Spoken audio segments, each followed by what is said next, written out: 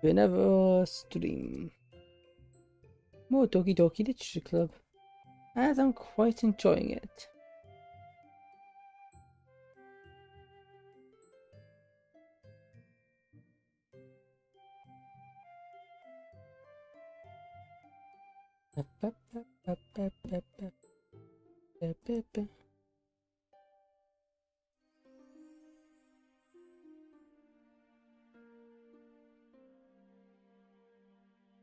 Very ominous.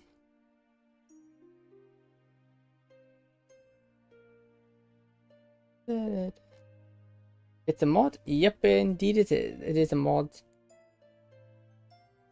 These guys.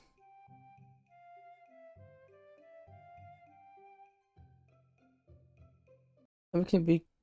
No, we left off. Where we left off was we walked Yuri home in the pouring rain, and now we're here. And from the sounds of it, we caught a cold. Chew. Ugh. Ended up getting home pretty late last night, and on top of that, I had to finish up some work before going to bed. Though this makes it 2 nights in a row if I didn't get enough sleep. My head feels fuzzy and warm. I'm having a hard time finding the energy to get up. As I shove my blankets aside to try to stand up, I struggle to maintain my balance. Oh no. Can't overdo it. I flop into my bed, sinking into my comforter. Maybe I'll just rest my eyes for a bit.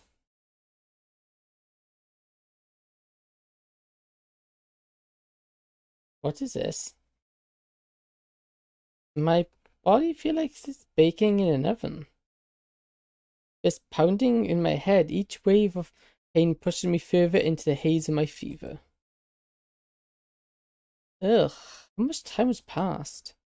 I struggle to take a deep breath, and I am pleasantly surprised by the notes of lavender and sweets in the air. Lavender? Yuri? Now I think of it, I hope she didn't catch anything as well. I smile into my pillow as I think about the time we've been spending together. But even my fever can distract me from the happiness I feel from recalling those memories. This warm and fuzzy feeling inside. It's not the same kind of feeling I get when I think about friends. It's something different. However, I'm suddenly snapped at my brethren when something cold and damp is placed on my forehead.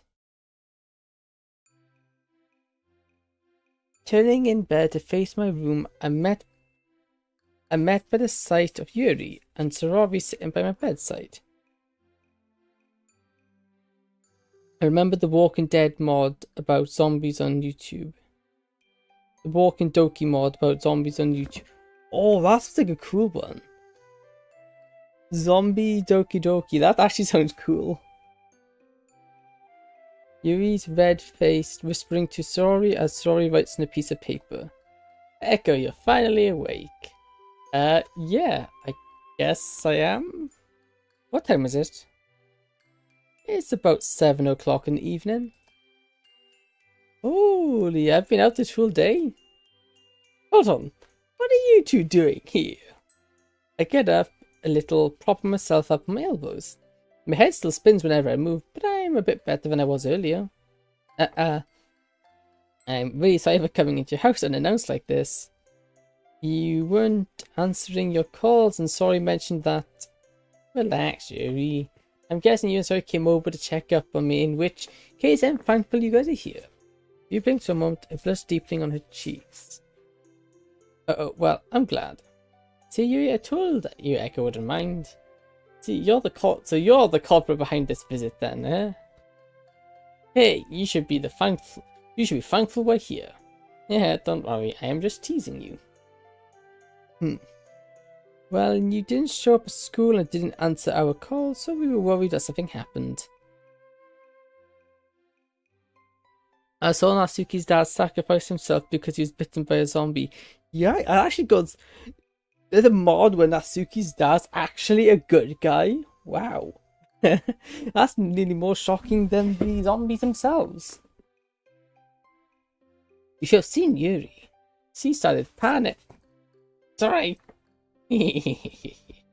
Anyway, so I decided to visit after school, so I tagged along. Well, I'm sorry for making you guys worry and go through all this trouble. I'd much rather you we'd much rather you were okay, so please don't worry about it. Anyway, I think that I'll be fine.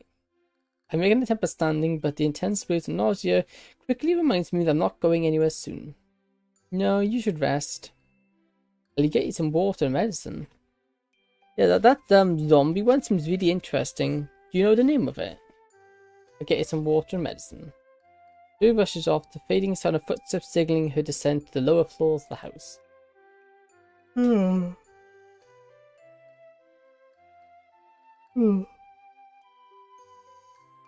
need to recover before you attempt anything more strenuous.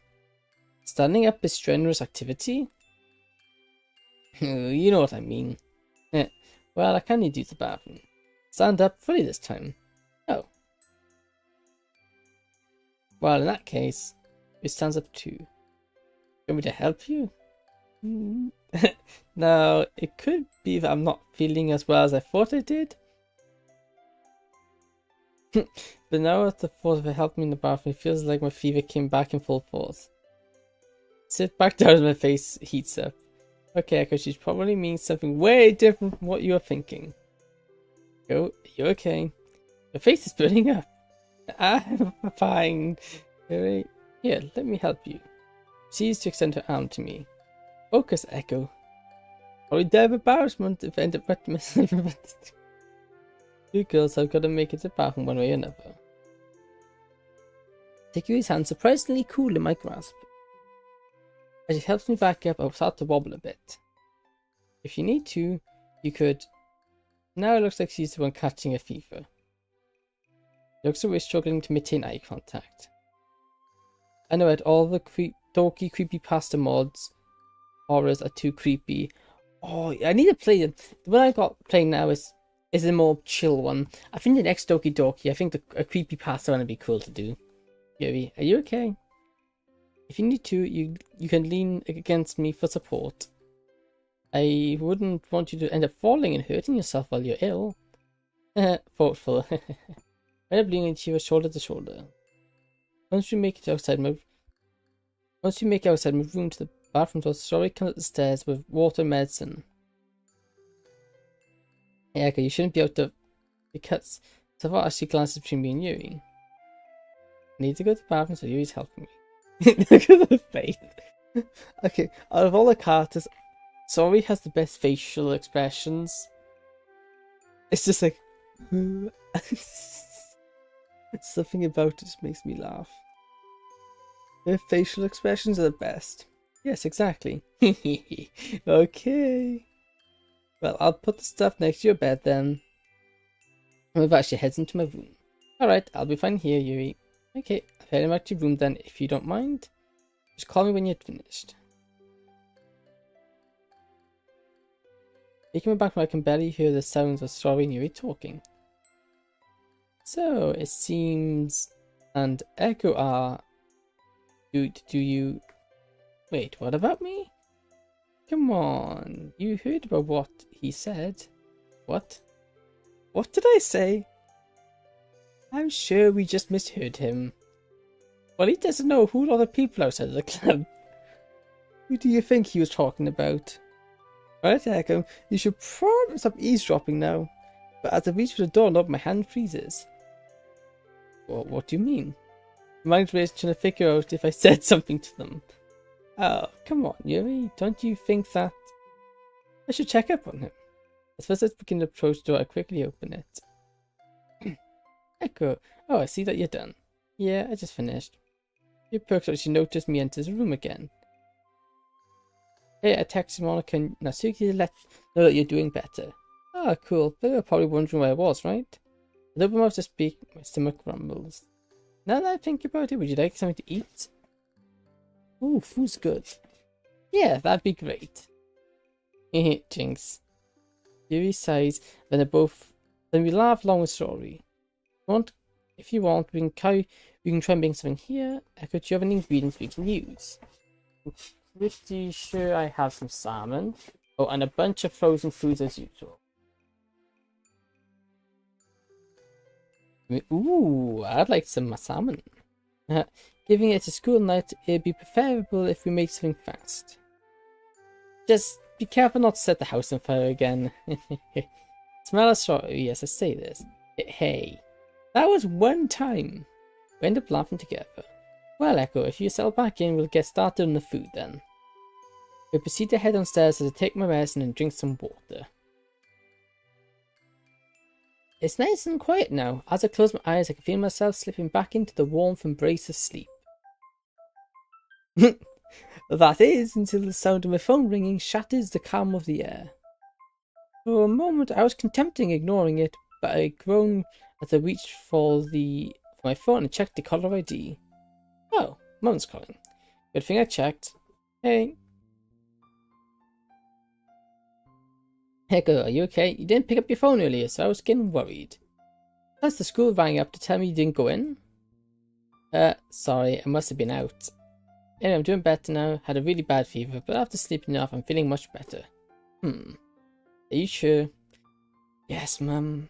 Well, make sure to you're drinking plenty of water and getting a lot of rest, okay? I think I left the meds in the kitchen if you're... it's just a fever. It's not like the bubonic plague or anything. But as I say that, I kind of have the back of a wet, raspy cough. You sure about that? That cough sounded pretty medieval. Geez, way to assure me. Are you sure you're okay? I can catch a flight home if you're really ill, you know. No, that's way too much effort.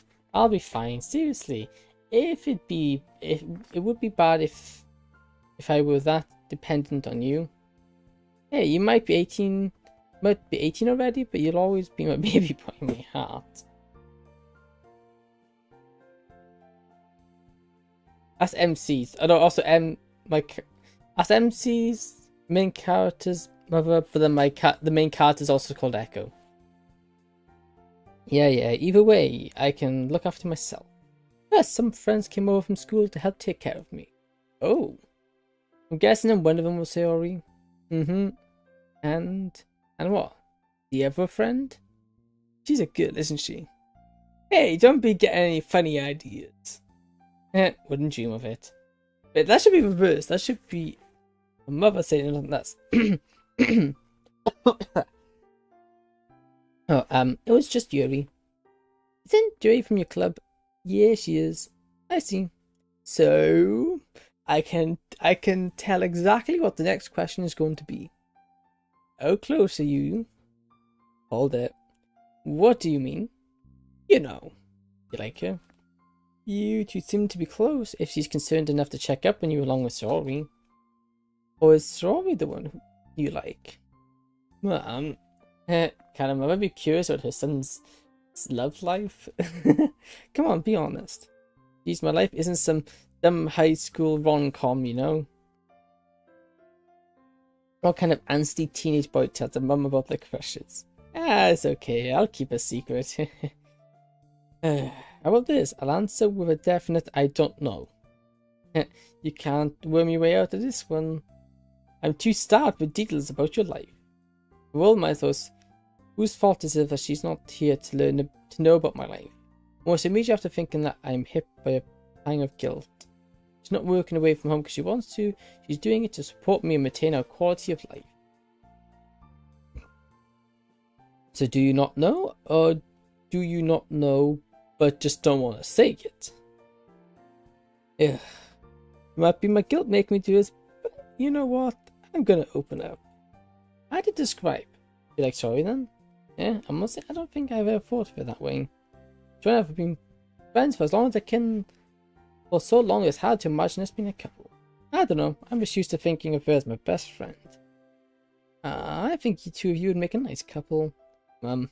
If it's not her there, then it's the other girl, Yuri? Yeah, tell me a bit about her. Well, she's super smart but kinda shy. She loves literature and can provide deep insight into whatever we read. Oh, and she's very mysterious. Sometimes it feels like I know her, but then I find something out new and surprising about her that I never expected. That definitely sounds like you like her. Wait, how do you know? It's the way you talked about her. I can't see you, but the tone of your voice makes it seem like that's the case. Or it could just be Mother's intuition. But at any rate, from what you described, she seems to be a nice person.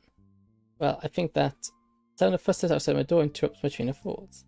It's not the conversation I feel comfortable having in front of them right now. Hey Mum, I've got to go. There's a knock on the door. Alright then. But you're not off the hook for this conversation. You better believe that we'll be continuing this next time I call. Okay, I got it. I called the school to let them know that you're not feeling well. Love you. Thanks, and you too. Hang up the phone and toss it aside. Come in. Oh, are you feeling better? Bowls, a platter of freshly cooked dumplings. I can see the steam still rifling off them.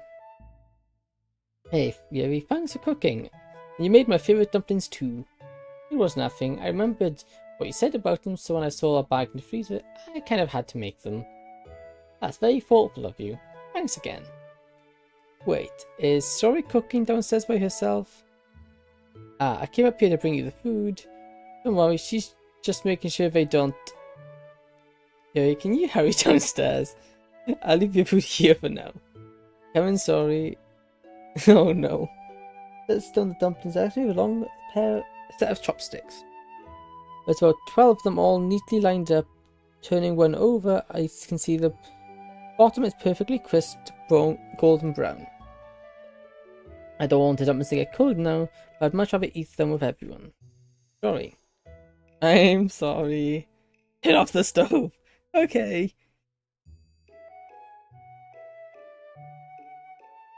The text box is different. Is it personalized per character?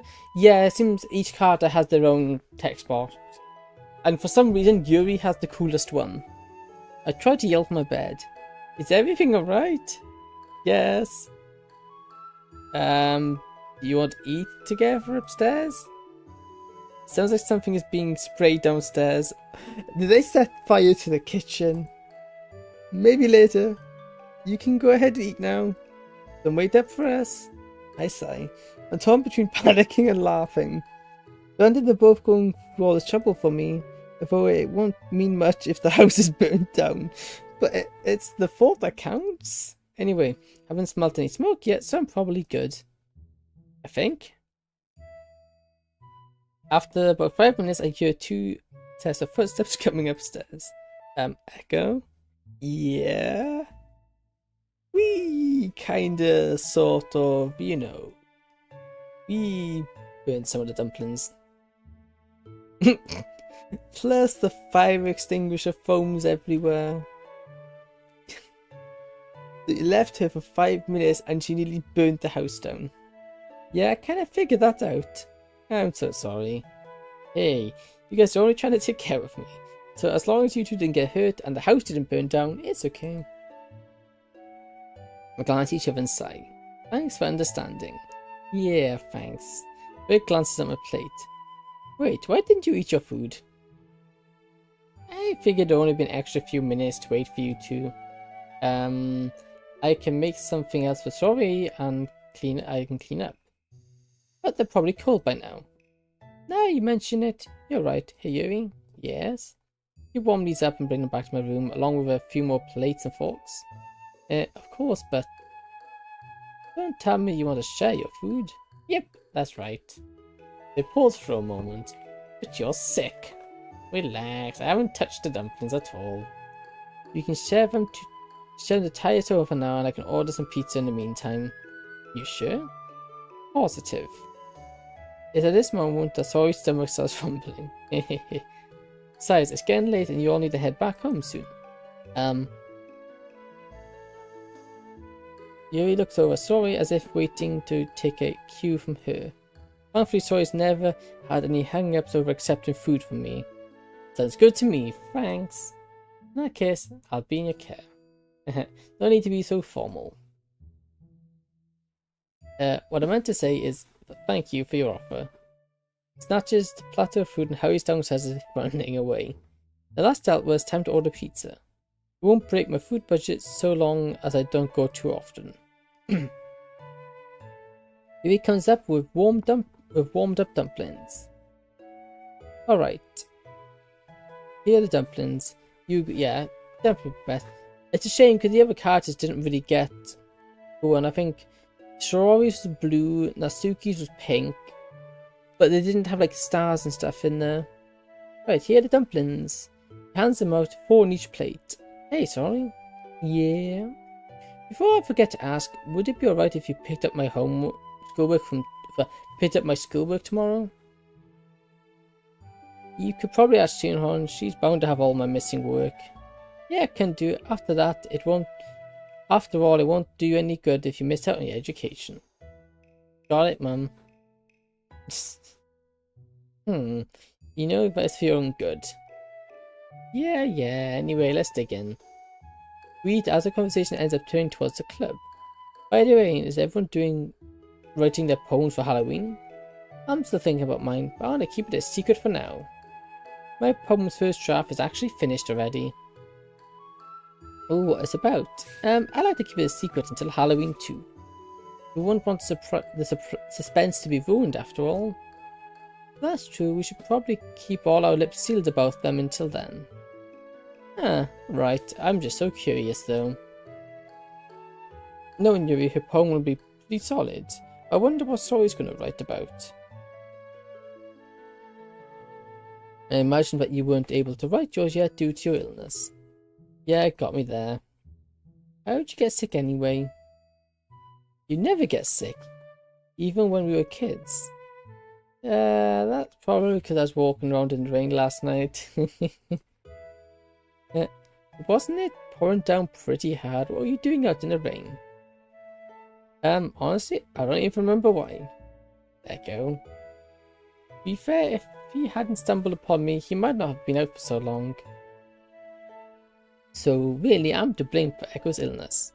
Oh, come on, I was wandering around outside even without you at first anyway.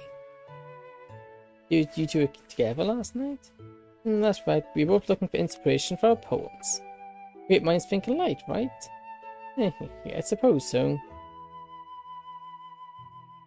Oh, I guess you found your inspiration together then, right? Well, not yet, for me at least. Maybe I need another late night walk with Yuri to finish up the poem. If you ever need it, I'd be happy to accompany you for another walk. Wow, sounds like fun. Regardless, with or without another walk, I'll have to have something together by Halloween. I look forward to it. Suddenly doorbell rings. I'll get it, I'm super hungry. I shuffle on my drawers for my wallet and hand Troy the money. Hey, there should be enough to cover it. Thanks, I'll be right back. Before you can move to join her, Troy dashes off downstairs.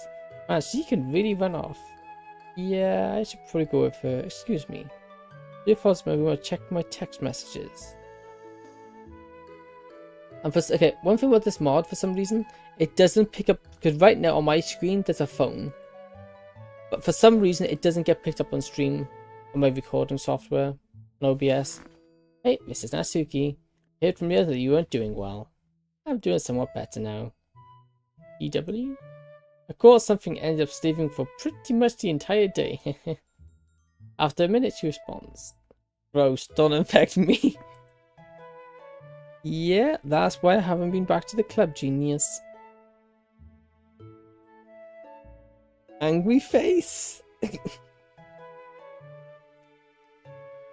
You better not have just been skipping the club. No, I really am sick. Yeah, lol, yeah, I know. Sorry, let me know what was going on earlier. You better make sure to get better for the Halloween party. Alright, I will. See you in the club when you get better. Sounds good. See you. By the way, your emojis are weird. Weirdo. As I finished tapping with my phone, the others re-entered the room with the pizzas. What toppings did you order? Just normal cheese and pepperoni pizzas. Always stomach approves of choices. Well, let's eat. Thanks for the meal. Yeah, what Yuri said. Conversation peters out as we munch on the gooey slices of pizza, but eventually it crops back up again. Anyway, sorry, I was just curious about something. She looks at me curiously with a mouthful of cheese pizza. Exactly how did you manage to burn the dumplings again? Well, her and Yuri came close to choking. I'm not mad, alright? Just curious. Well, if you promise not to get mad, Yuri told me to keep an eye on the food before she went upstairs. So I was standing there watching the dumplings. And I kept watching them just like she said. But then they started smoking. Sorry. Hey, I'm not done, okay? They look perfectly normal to me. They just started smelling burnt. Oh, and they started smoking too. And that's when I called Yuri. But when I told you to watch them, I thought it was implied that you should also cook them. How was I supposed to know that was what you meant? I wasn't the only one who read the instructions on the bag. I was the one who read the instructions on the bag. Isn't it common sense to move a frying pan around on a pan so it doesn't stick to the bottom? They look over at me as if my culinary knowledge has some use common sense tiebreaker. No other choice but to shrug at them, I guess. Anyway, I told somebody to turn off the stove when I saw what was happening. Yeah, so I tried to turn off the stove, but it ended up turning the heat up by accident since I was panicking. So instead of turning it off, you put it higher, and then it started to burn even more. So when I started trying to scrape the dumplings off the bottom of the pan, but the bottom layer of the dumpling skin was super hard to get off.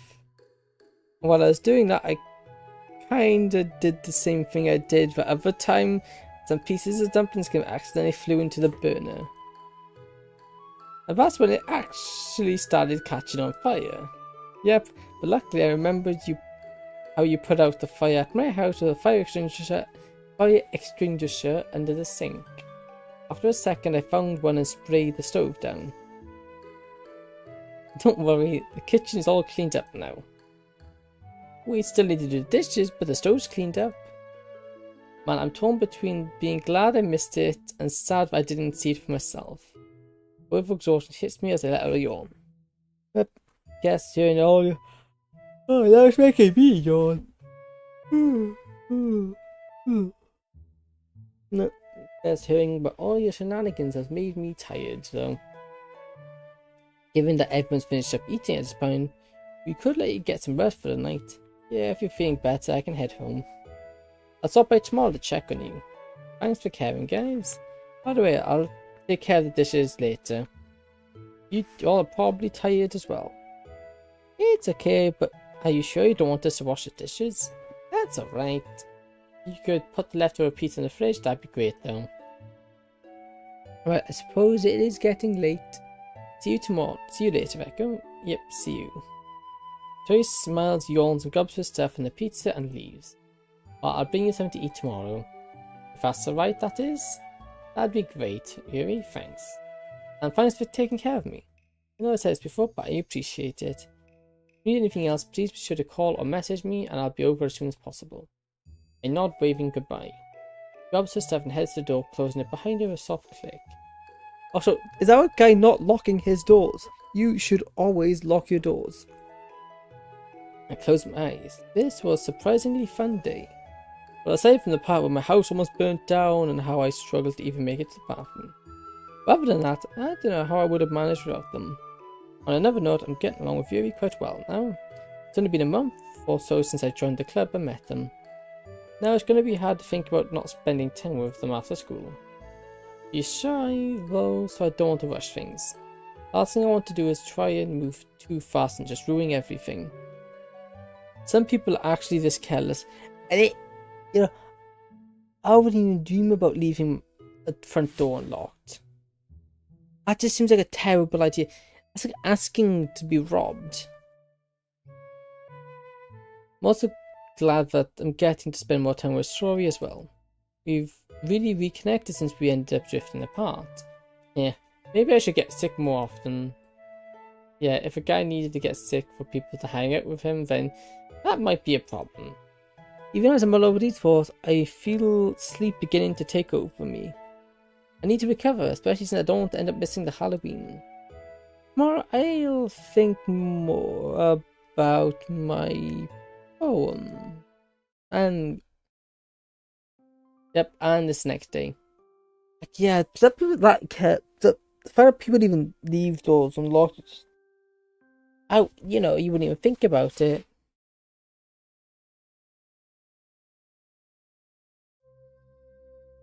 I've seen people who keep their doors open ajar, never mind lock. That is ridiculous. Okay, skipping all this because we've seen this many times before now. I'm gonna skip through it. We might see something new because this time our guy's actually done his own poem. Because this is always the same no matter who you do it, who you pick or write poems for. Monica. Skip. Nothing new yet. Nothing new.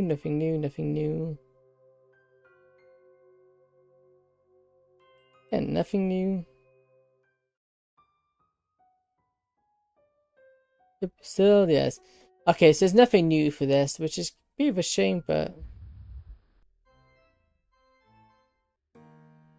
Man, it's late in the morning.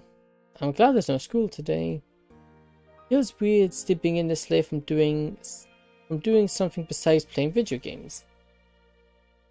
I was up all night until at least 1 in the morning just reading. It isn't incredibly often, but I found myself reading more lately. Sadly, when I found out I was getting tired of playing the same games over and over. The monotony of just logging in, playing, winning some but losing more just felt so unsatisfying. While there were some people who I'd play with every once in a while, we hardly talked about anything except games. The sessions would usually end with someone getting irritated and leaving anyway. With books, on the other hand, I open and close them, even at school, and pick up where I left off. Plus, I don't really have to rely on Wi-Fi to read books. Even up until recently, when I read for class, it just felt really forced. I still feel that way when I have to read something dry and boring like a textbook. But it's different when I get to pick something to read that's generally interesting. I wonder if I could feel the same way about games if I were forced to play them from class. While I want to dismiss the idea of disliking games altogether, I feel like I get tired of anything real quick if it's forced on me. A stomach growl interrupts my morning ruminations. Looks like it's time to grab some breakfast.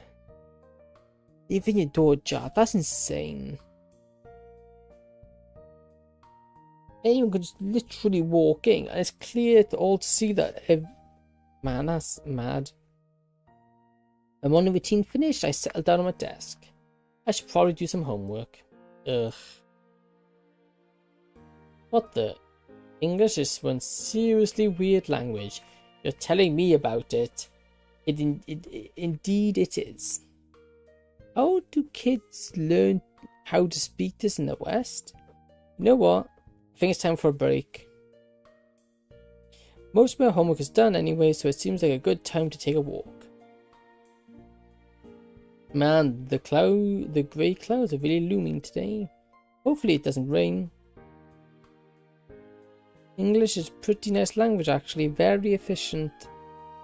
I can't say much. It's alright.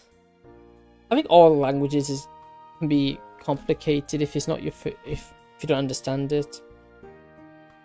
Hopefully it doesn't rain. Although, where am I going? I really don't have a destination in particular. Guess I'll walk around for now and see what catches my eye. I end up wandering near a shopping centre. Wait a minute, it looks like there's a bookstore here as well. Maybe we can ask Yuri to check it out with me sometime. But in the meantime, a sweet smell catches my attention. It smells like freshly baked pasties. Wouldn't mind grabbing something that's sweet right about now. Bakery's the best. Nothing beats a freshly baked thing in a bakery. Nothing beats it. Seems like a quaint little bakery, the culprit of a fragrant permeating the air. And are those Sori and Asuki sitting outside? All the more reason to take a look at the bakery. Hey guys, fancy meeting you here. Huh?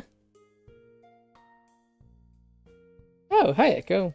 The two of them are seated at a small corner table, Natsuki holding a cup of cream puffs to herself rather possessively while slowly munching on 3 giant cookies. The smell of baked goods can be very dangerous to one's belly, he says. Oh, nothing beats the smell of fresh made stuff. It is very dangerous. It makes me hungry even if I wasn't hungry before. This seems like a pretty nice place. Yeah, it's one of my favorites. Hey, they have some really great sweets like the vanilla cake. And giant chocolate chip cookies are super yummy. Grace practically unhinges her jaw to take another bite of the cookie. I'm surprised to see you out of the house. What brings you here? Stalking girls in your free time? Nah, the scent of sweets called my name.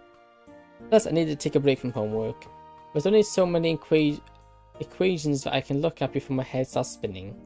Not to mention English as a language is a nightmare to learn.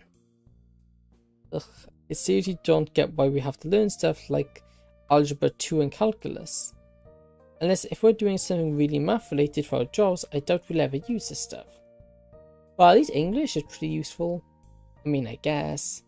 Hey, why don't you grab something to eat already? Sounds like a plan. Ooh, look at the bread. They got normal bread, bread rolls, what looks to be like little donut bread looking things. Baguettes are good. Sandwiches. That looks like some sort of biscuit. I don't know what that is. That looks like another sandwich. That's sandwich filler. Oh, some nice stuff there. I glance at the menu as I make my way to the counter. Looks like this place has a variety of teas as well, including oolong tea. I should really learn about other types of tea too. Oolong is the only one I know Yuri drinks. Nevertheless, I'm sure you would like this place. On top of teas, we have cake, donuts, croissants, bagels, pastries, ranging from sweet to sour, and pretty much everything bread-based related. Guess I'll have the chocolate cake and orange-infused black tea. We have some chocolate brownies that look really good as well, but with my exercise habits, they're probably way too rich for me. I set my tray down with a clatter once I get back to our table. So what you get? I wanted chocolate cake and a black tea.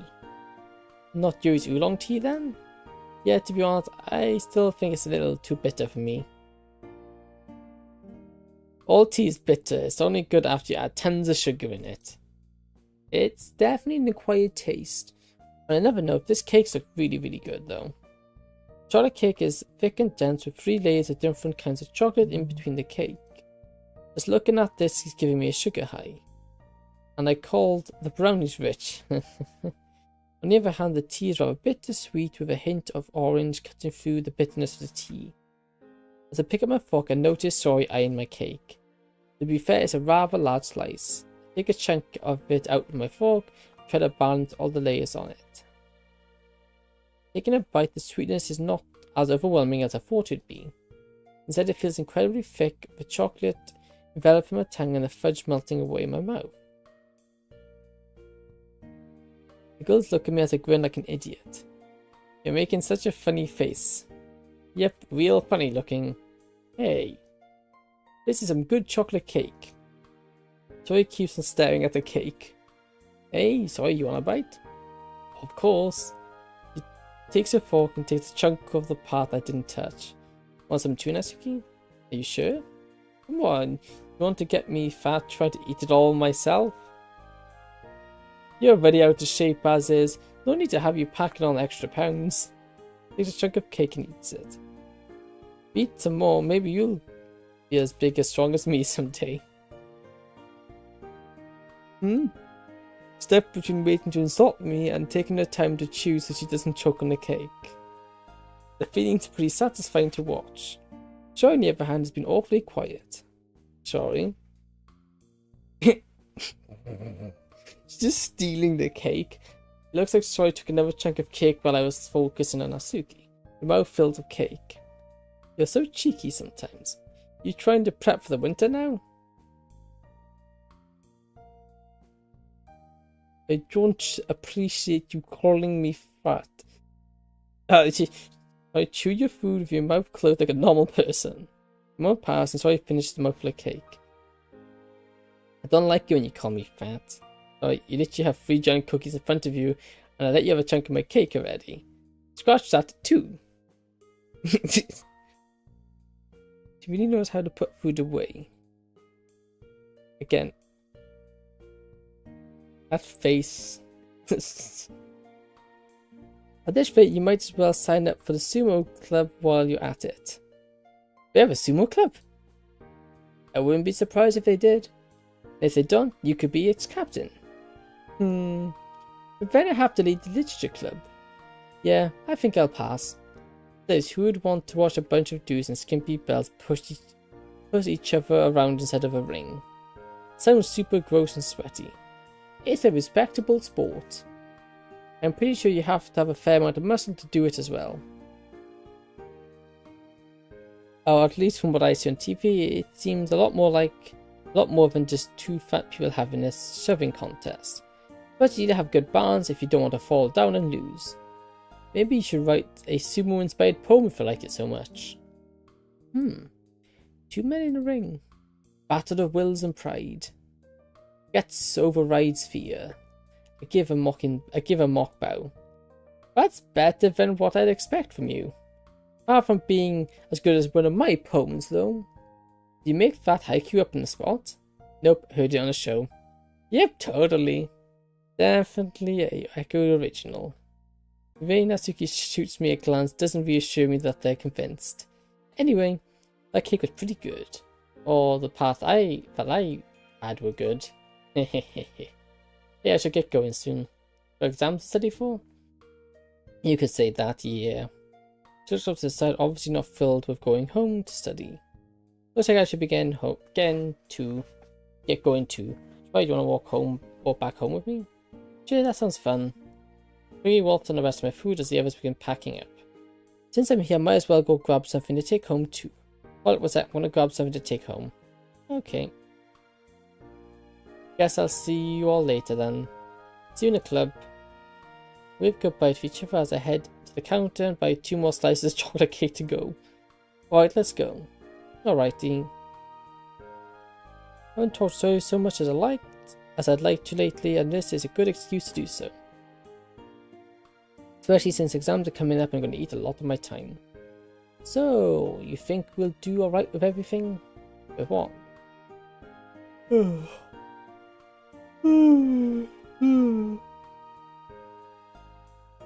It almost looked like Tori's a little shaken, but she quickly dispels that with a smile. You know, with exams and all that. Oh yeah, I think you'll be fine. Mark has been helping me here and there too, so you've got nothing to worry about. That's good. Just need to make sure to take care of yourself. No point in cramming in, you end up sleeping in and missing all your exams. Yeah. It kicks a rock on the sidewalk a few feet in front of her. Clatters his way bouncing into the asphalt road. Serving up. I'm just being a bit tired since I ate a lot. That makes sense. Considering how many cookies and pieces of my cake you had, it's no wonder you're exhausted. Just make sure to eat something good every once in a while, okay? Says the guy carrying 2 slices of chocolate cake. Okay, you got me there. Well, how about this? Hands Roy a bag holding one of the cake slices. Yeah? Now we can be fat together. Plus, I wanted to thank you for taking care of me when I was sick before Halloween. Together. That'd be really nice. Thanks for the cake. Maybe I should try playing a sport like Monica, otherwise everything's going to end up catching up to me sooner or later. I'd like to see Monica beat you up in tennis. You arrive in front of Shoi's house. Considering how she's looking so glum, she must be having a stomachache. Oh well, she'll be fine once everything gets digested. I'll catch you later. See ya. I sigh and head back into the house. Well, time to get back to the grind. Huh.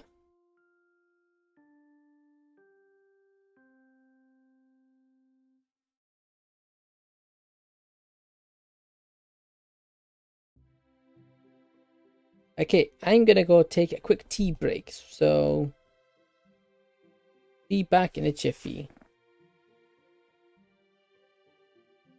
Tea break. Yes.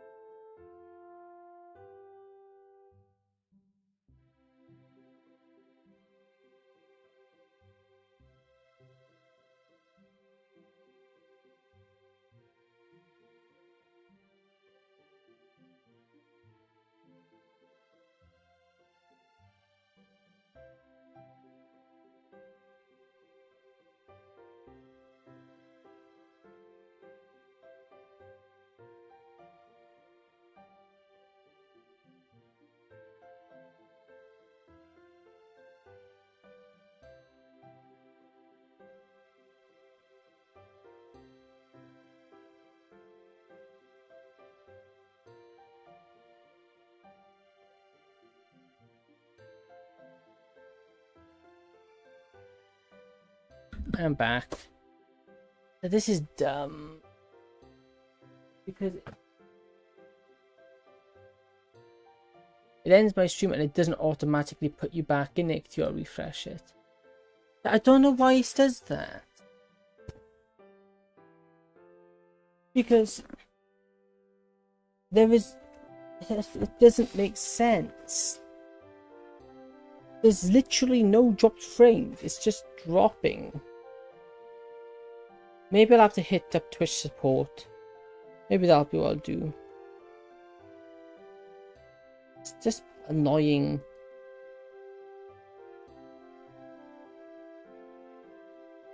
Okay, well, we'll continue with that. And with so many Richmonds floating around, the hyperinflation became a real issue. Money was more or less useless. Like Monopoly money? I suppose that's one way to see it. Well, we'll call it there now, guys. And now that marks the end of another lesson. On to more important news. Yay, it's time for lunch. Let's check my bag. Oh, for goodness sake, of course I forgot my lunch. With sighs, I'm making my way to the vending machine in the hallway. A soft tap on my shoulder caused me to spin around. Hey, Echo. Yo, sorry. Wanna come sit with us? Motions back to Monica and Yuri standing to the side. We're all carrying their own lunchbox. For my stomach grumbles, I'm pretty sure it's jealous of both of them. Maybe a good conversation with them can distract me from my hunger. Sure, sounds good to me. A few minutes we find ourselves on the roof. I don't know what makes the roof such an attractive lunch spot. Maybe it's the refreshing breeze. Either way, I'm pretty glad there's no one inside locking the rooftop door yet. That's strange. Where's Satsuki? Oh, she texted me to say she wasn't feeling very well, so she didn't come in. Anyway, how are you holding up with exams coming up? I'm not thrilled with the whole idea of exams. I think I'll do well enough on them. What about you guys? With any luck, I'll do well. School helps me keep on track. Marka, you don't need any luck. You're probably going to be first now a year as usual. And the probability that your grades are purely based on luck is indefinitely small. Yeah, thanks for the support, guys. How are you doing with your studies, Yuri? You know how it goes. Studying isn't the most absorbing activity in the world, but we do what we must. I'm surprised that you actually dislike reading something. Well, just because I don't complain, it doesn't mean I like it. There are plenty of books I dislike for one reason or another. Like what? Just books that are poorly written or have clumsy, thought out themes. It's kind of weird knowing that you actually dislike something rather than manga, that is. Anyway, what about you, Sari? How are you doing your exam preparations? Looks away, her half smile, not exactly embracing confidence. I think I'll do fine. Some of my classes are pretty easy for me, like Japanese. Let me guess, you're not excited for the STEM subjects? Yeah, I'll be fine though. I just gotta study more and it should be okay. Well, that's good. Out of the corner of my eyes, I catch Yuri staring at me. Not one to back down, I turn instead back at her. What's up, Yuri? Yuri looks down, her face reddens. Nothing. I noticed you didn't bring your lunch. Oh, that's because I don't have one today. Did you forget your lunch again? Hey, what do you mean by forget? And it's not like my mum packs my lunches anymore. Why didn't you buy anything then? Lines would have been too long. Guess you're starving today then, eh? Yep, guess so. Aside, we've all unpacked their own lunches already. The food looks all the more tantalizing given that I have nothing in front of me. As expected, Yuri brought a homemade bento while Sori has 2 ice balls. Meanwhile, Monica packed what looks like a club sandwich. Man, this is torture. Hey, Echo. They look at each other bemused. You go first, Yuri. Alright, Echo, would you like a bite of my lunch? I'm not very hungry anyway. Yeah, sure, I've gone without lunch before, you know. I say that, but I'm still hoping she shares her lunch with me. That braised pork belly in her bento looks desirable. Yes, I'm sure. Brings a bit of food and chops it off is up to me. You're gonna feed me. This startled look flashed over her face. Did she really not notice what she's doing? You're late, can't take it back now. Chomp on the mouthful of food that was holding the taste, tenderly cooked meat, likely aromatic rice floods my mouth. Rice to say it's good.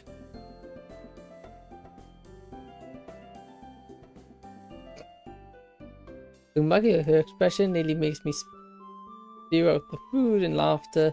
She looks cross between mortified and happy, her face flaming. This is super tasty. Thanks for the food. You're welcome, but next time you can use the chopsticks yourself. Fair enough. Hello, wait, you gonna say something, sorry? It's nothing. She looks on and fidgets with the rice ball in her hand. Really? Come on, you can tell what's up. I forgot. Hey, what you thinking about Monica? She's forgot her? Normally I wouldn't let it go so easy, but since me and Monica are here... Yeah, so I kinda zoned out back there. What I miss? Yuri shared some of her lunch with me. And he said it was good. Surprisingly, Yuri looks quite pleased with herself now. Oh, and she fed it to me. Please don't talk about that, it's embarrassing. Yuri's really coming out of her shell, huh? With a faraway look. He cuts her face with her hands flustered beyond belief. Come on guys, let's give Yuri a break. Why, don't you want to join in with the teasing, sorry?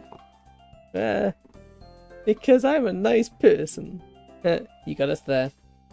Plus, you never answered my question. Right. Monica says and points at her fingernail. Well, I've been trying to decide on what I'm going to be doing in the next few years.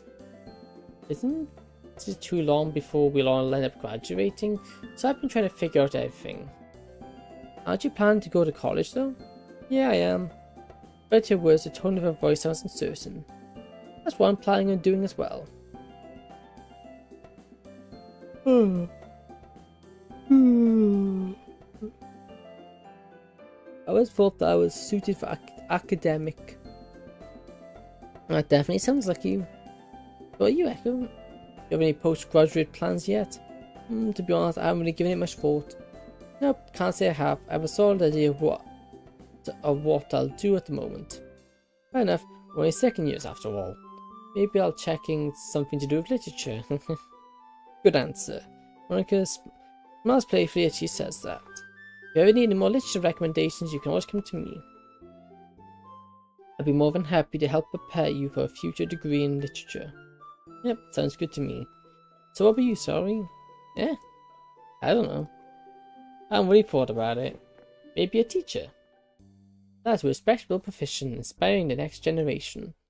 I don't know if I had to guess, always banking on getting long vacations. Well, I wouldn't exactly complain about long breaks or anything. Glances around and giggles a bit. But maybe I could teach a class on writing poetry. I could definitely see you as a teacher surrounded by a crowd of adorable kids. Eka would make a nice teacher as well, in my opinion. I hadn't thought of teaching as a career before. Really? How so? As a teacher in middle school, or high school I mean, you're very kind of good at listening, so I believe that you'd be a good providing support for the students. Oh, thanks. Of course, it's just my opinion, but I wanted to tell it to you. Rose stranded her head between her fingers. I'll take another bite of yours, then they keep chatting amongst themselves. Monica was right. There isn't a whole lot of time before we have to go out in the real world. We don't have forever and ever to stay like this. Provided I don't think that I'd like to stay in high school forever. But it also means that I'll have a lot more responsibilities to take care of. There's also the fact that it'll be tough to stay close with everyone once we all split off to find our own schools and careers. I mean, what are the chances we all end up doing similar things at the same place? Not that there's no chance of it happening between at least two of us, but you've got to admit it's small. makes me kind of sad to think about not being able to talk to everyone every day. Now I think about it, all happened between Yuri and I. At this point, I'm pretty sure I want to stay close. Even if we end up having different interests, he's someone who I don't want to let go of. Hey, Echo. Yeah. You were spacing out. Sorry about that. What are you talking about? At this point, it's really tough to decide on big things like our future, when we have to ask for permission all the time for little things. Like, we're supposed to decide on what we want to do with the rest of our life, but we can't even go pee without asking a teacher. That is a good point. Well, I'm sure we'll figure something out. We've got time, so let's enjoy it while we can. I suppose you're right. We'll have a year left before we really have to worry after all. The bell rings. Alright, I'll see you in the club. They all smile and wave a bit half-heartedly. Looks like a conversation brought everyone down a bit. Oh, we don't even get to see the club at that time. Wow, it's really raining.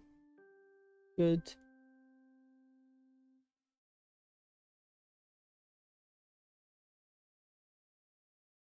The bus rattles a little bit as it tunnels down the street. The plastic hanger strap sways gently overhead. On public transport, you're always there for me.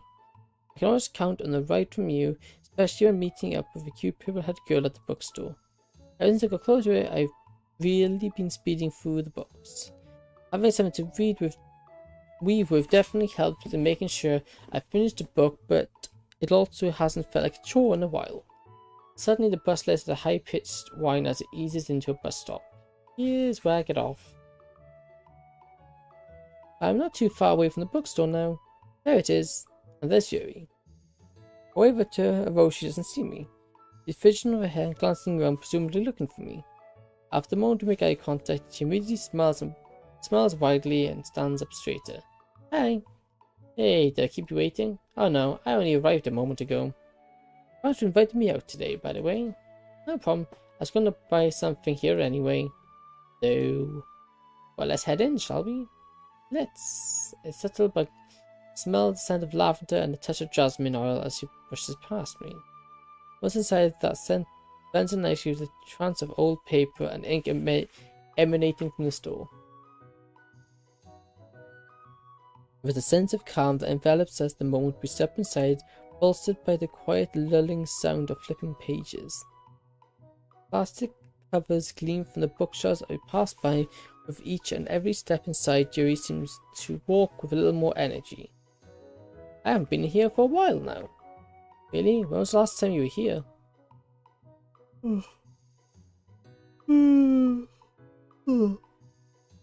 It was roughly a month ago on a Sunday. Why haven't you visited more then? No, it's been busy. I shouldn't be spending so much money on books too. She sighs quietly as she runs her fingers over the spines of a nearby book row.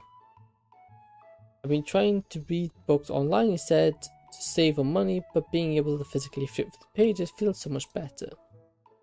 It's as if I just need something tangible in my hands. Yeah, I can understand the feeling. It's definitely easier to get distracted from reading something online. There's a lot of books I haven't seen before on this aisle. One novel with a particularly ornate design catches my eye. The Awakening? This looks like one of those books considered classic literature. You notice me eyeing it. Oh, you're curious about some of the novels here? I don't know, maybe that one over there? Why, have you read a lot of books in this section? He pulled a copy of The Awakening from the shelf. Kate Chopin's The Awakening. I did read this in middle school. To be honest, I don't recall too much about the plot. Hold on, let me refresh my memory with a summary on the back cover. I quickly fit over the words on the back, and a moment later it looks up with a smile. Ah yes, it's all coming back to me. This was quite an enjoyable read from what I remember. What it's about. As considered. Hi, do you see me? Yep, I see you. Welcome to the stream, sorry. Well, considered a milestone of early feminine literature due to its social commentary and in-depth look into the main character's psyche. The novel is about a married man in the late 19th century New Orlando who struggles to find a place for herself in the restrictive society she lives in. Honestly speaking, I believe I liked the book so much because I could relate to some of the themes. Ooh, like what? How's your day today, sorry? Good, I hope. Oh, my tea. I forgot to strain my tea. 1 sec. I need to go do that. That's going to be very strong now. Do that very strong. Nice black rose tea. Very nice. 10 out of 10 would recommend.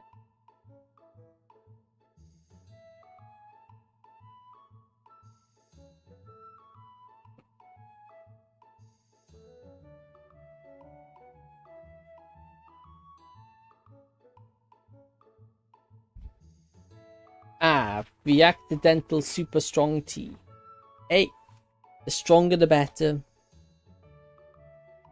While some of the most celestial themes are solitude and the impact of social constraints and expectations. It's easy to find yourself falling into a solitary lifestyle without societal support. In a way, detaching yourself from society can feel empowering. In fact, you take control of yourself away from the outside influence.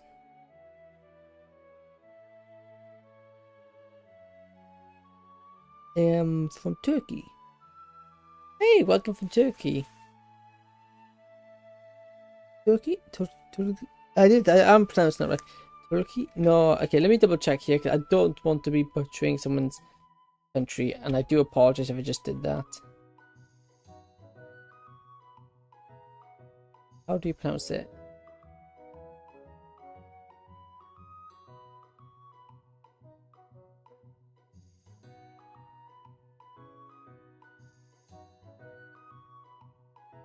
Yeah.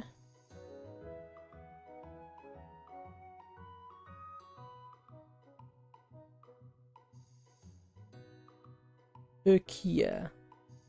Ah, nice. It's a cool place. I can't say I've ever been there. I've known people who've been there and I've heard good things. Though I've never left my own country, so I can't speak. But I might keep the yawns at bay for a while longer. Maybe because for some reason my yawns are becoming a problem. I just seem to yawn an awful lot. Why I yawn a lot, I do not know. It's probably a problem. Probably a problem? Is that even a word? Am I wording the words or am I just talking gibbity goop?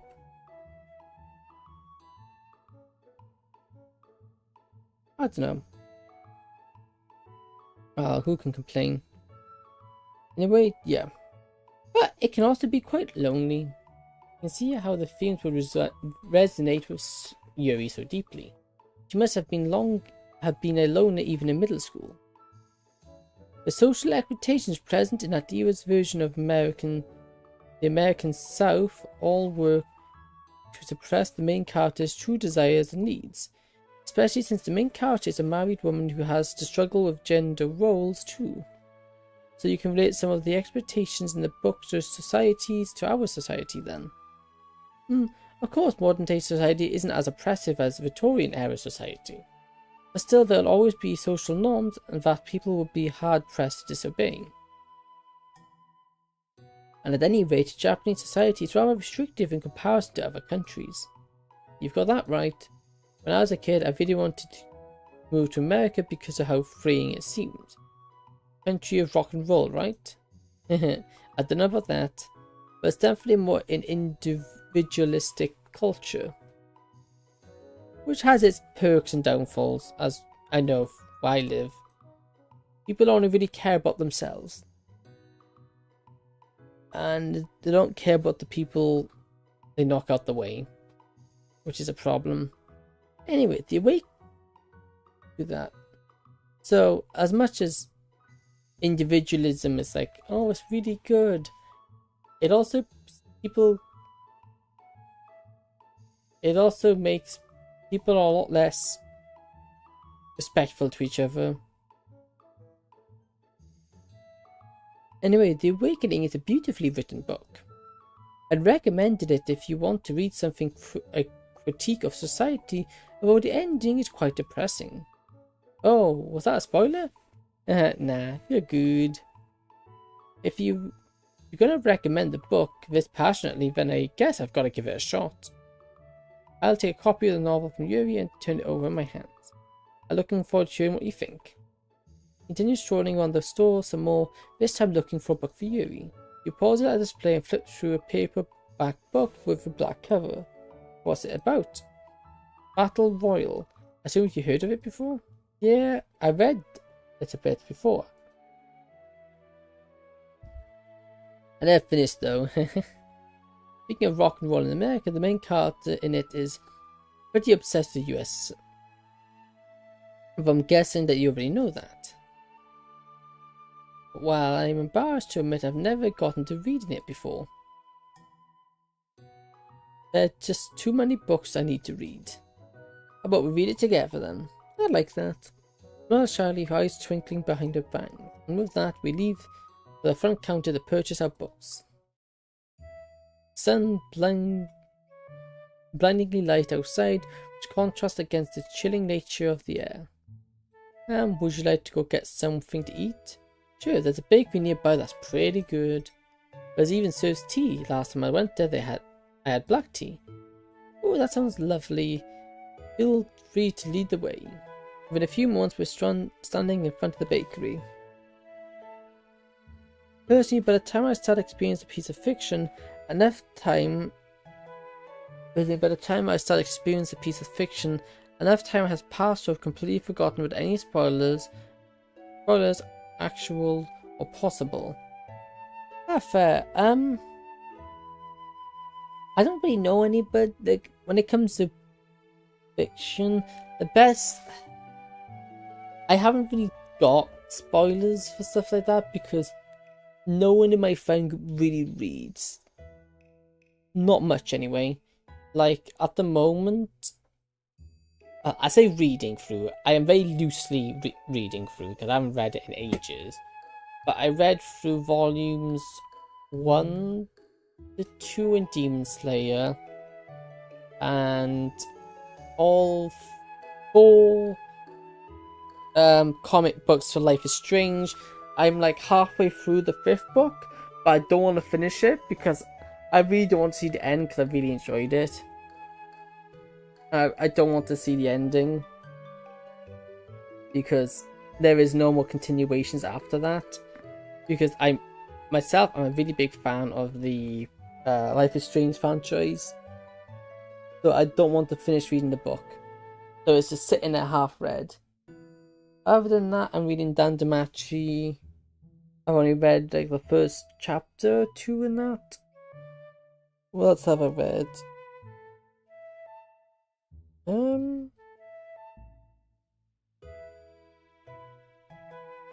Things end and you have to accept that.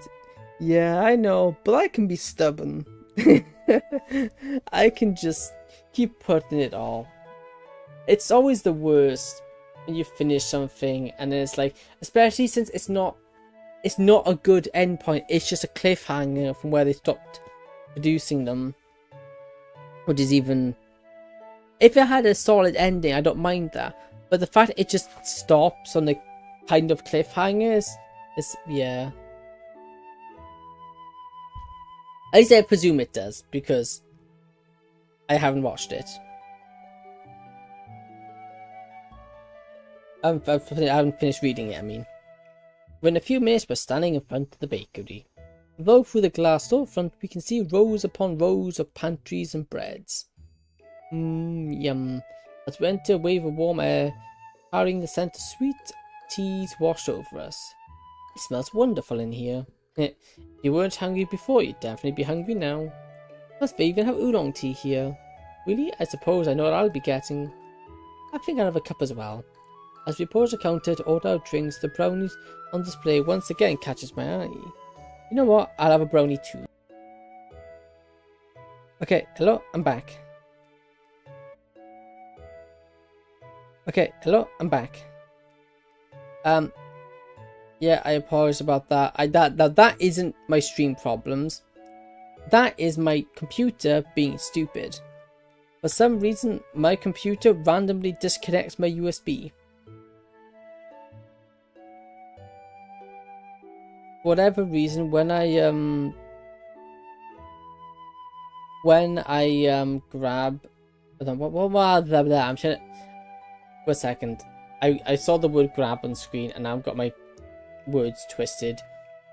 For some reason, my computer randomly disconnects my USB Wi-Fi thing. Randomly disconnects and reconnects it, and it's been doing it all day. I might need to send it back, but I'd rather not. Then it would leave me with no internet, which is equally as problematic. So yeah, I don't know what to do about that. I'll have to see if I can search some fixes and checks for it. I don't know what causes it. Okay, well, we'll continue. Yuri falls behind, hesitantly grabbing a tray of her own. Are you getting anything else to eat? I think I'll have a small slice of vanilla cake. We get the signal. Yay! By the time we finish grabbing our food, the line's cleared up. Hey, would that be all for you? Yeah, I'll have some oolong tea as well as this brownie. Cashier rings me up while another worker bustles away in the background to prepare the tea. And your order, miss? Yuri sets a tray down on the counter with a clatter. Voice is barely audible. Yes, I'll have an oolong tea and a slice of vanilla cake. Excuse me, could you repeat that? I'll have the oolong. Voice wavers as red creeps to her face as she starts as a red salutes the menu as if willing to speak for her. Should I do something? Yeah, we will help. Might as well spare the trouble and order for her. After all, I know what she wants. She'll have the oolong tea and a slice of vanilla cake. Is that okay with you? She nods her head. Alright, we'll have your teas done in a minute. As the cashier said, it only takes about a minute or so until our teas are ready. You avoid eye contact as we pick up the cups of tea. With our foods in hand, we make our way over to the tables to sit down at. As we walk, she keeps her head ducked down and her eyes readily trained on the floor. Okay, this is called for a sip of tea.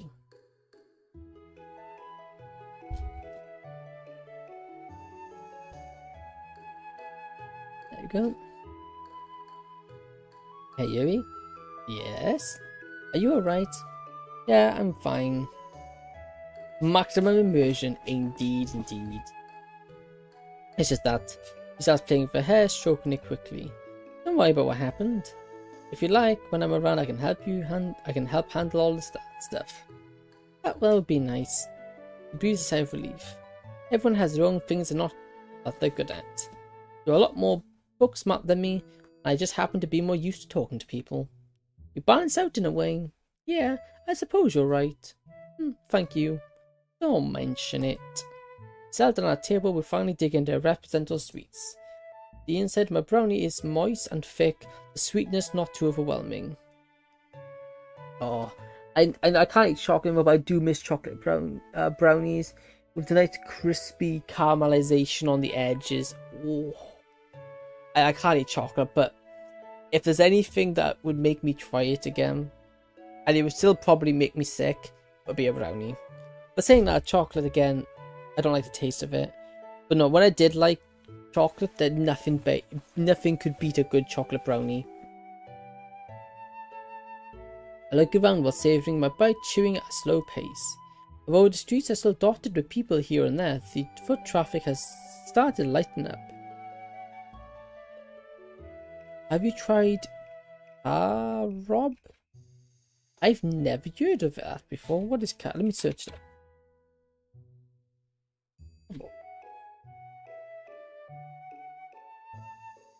Carob is a tree native to the Mediterranean region and is known for its edible seed pods. The pods are often used as a chocolate substitute due to their sweet flavour and rich in fibre, antioxidants and various nutritions.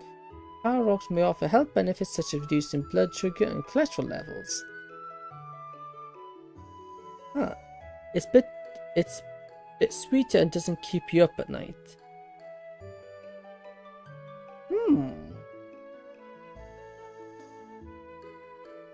Interesting. I can't say I've tried that before. I haven't even heard of it before.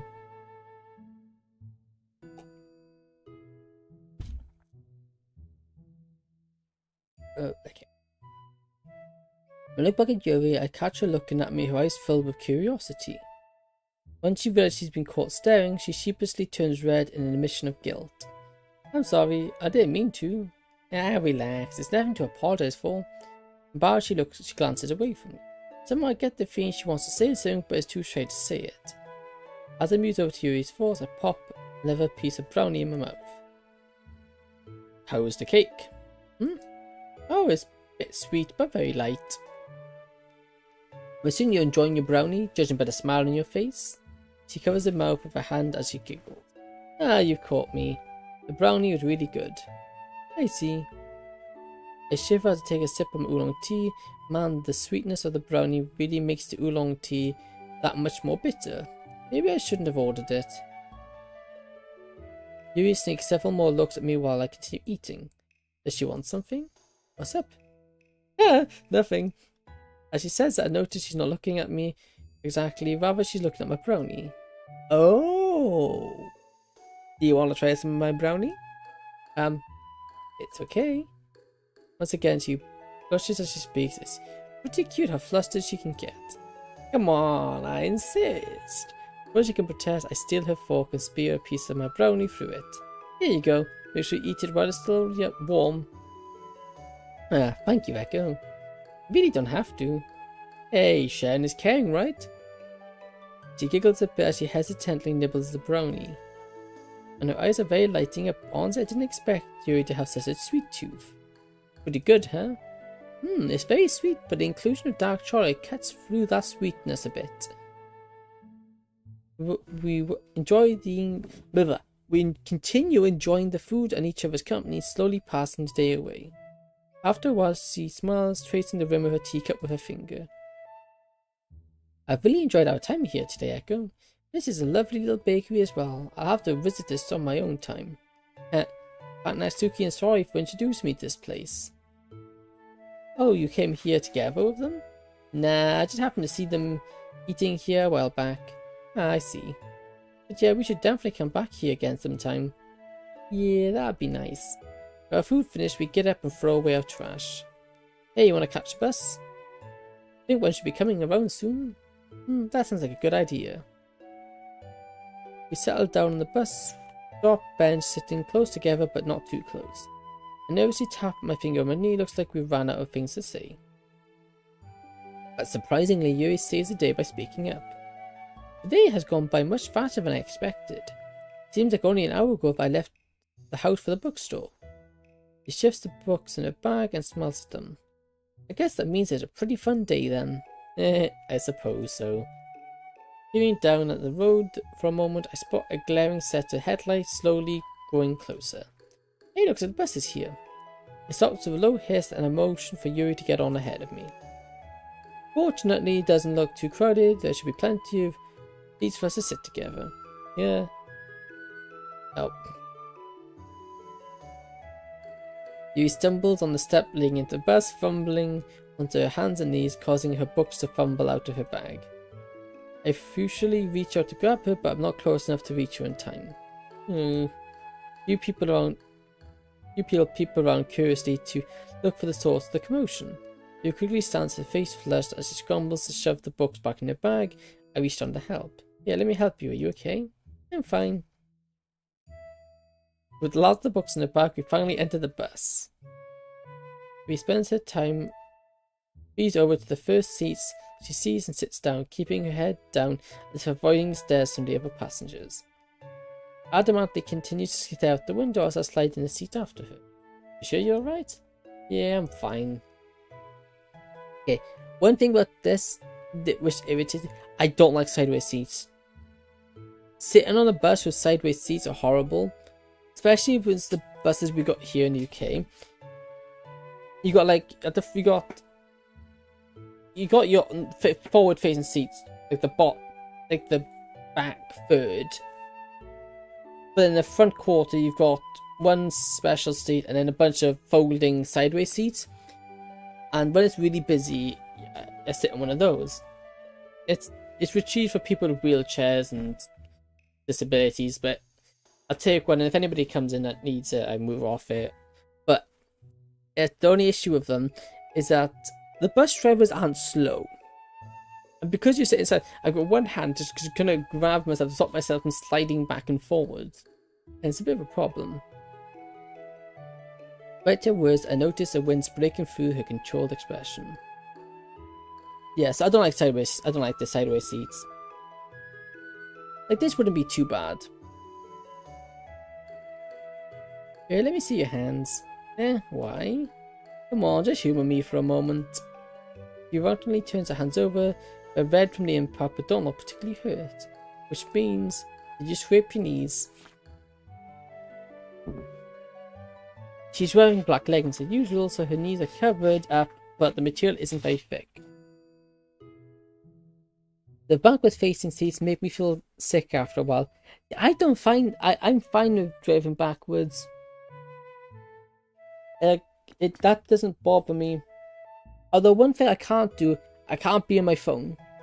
If I'm doing stuff on my phone on the way in a car or something. Not sure why backward ones exist. So, yeah, it's a bit weird. On trains it makes sense because trains can go either way, so that makes sense. But I had backwards seats in one of my parents had a van and the seats went backwards. They didn't bother me though. The only time I would get motion sick in a car was if I was on my phone. I don't know why, but so I never use my phone. So I'm not. Sometimes I'll get away with it. Other times it makes me feel a bit So usually, if I'm on the bus, I have an audiobook. I listen to an audiobook or some music as I look out the window. She's wearing her usual leggings she's wearing her black leggings as usual, so her knees are covered. But the material isn't very thick. A little bit. Want me to take a look at that? But no. It's an outburst startles me a bit. Sorry. I just meant it's fine. I'll check it when I get home and bandage it if it's needed. It's the discrepancy between one's vision and the feeling of movement, if I'm not mistaken. Yeah, I think that rings some bells. I think you're right on that, yeah. I remember once I was playing, like VR, I was fine. I've never got motion sick in VR. Except for one time. I was playing Minecraft in VR.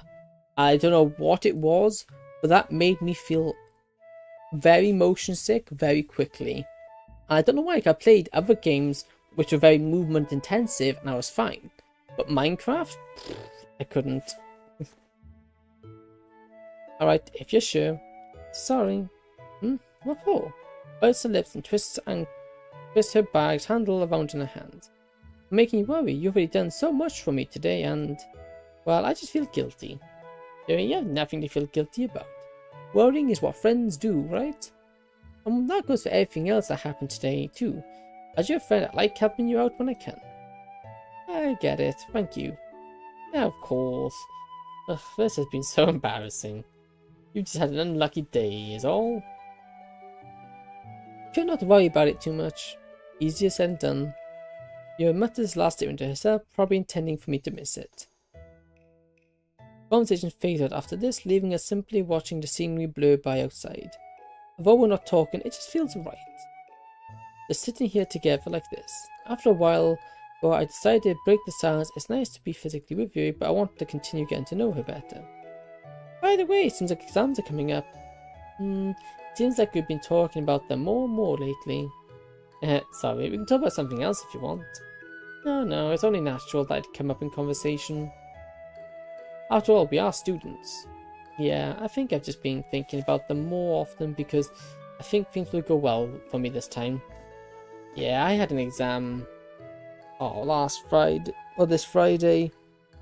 That was alright. I had to do impressions and I can't. It's like, what impressions do you get from this? What impressions does the writer give in this text? I'm just really bad at picking it up. To me, I can't pick up what they're trying to be. But other than that, my exam went pretty well, I think. Other than one of my pens breaking. When my pens broke, the pen bit was all wobbly and wonky for some reason.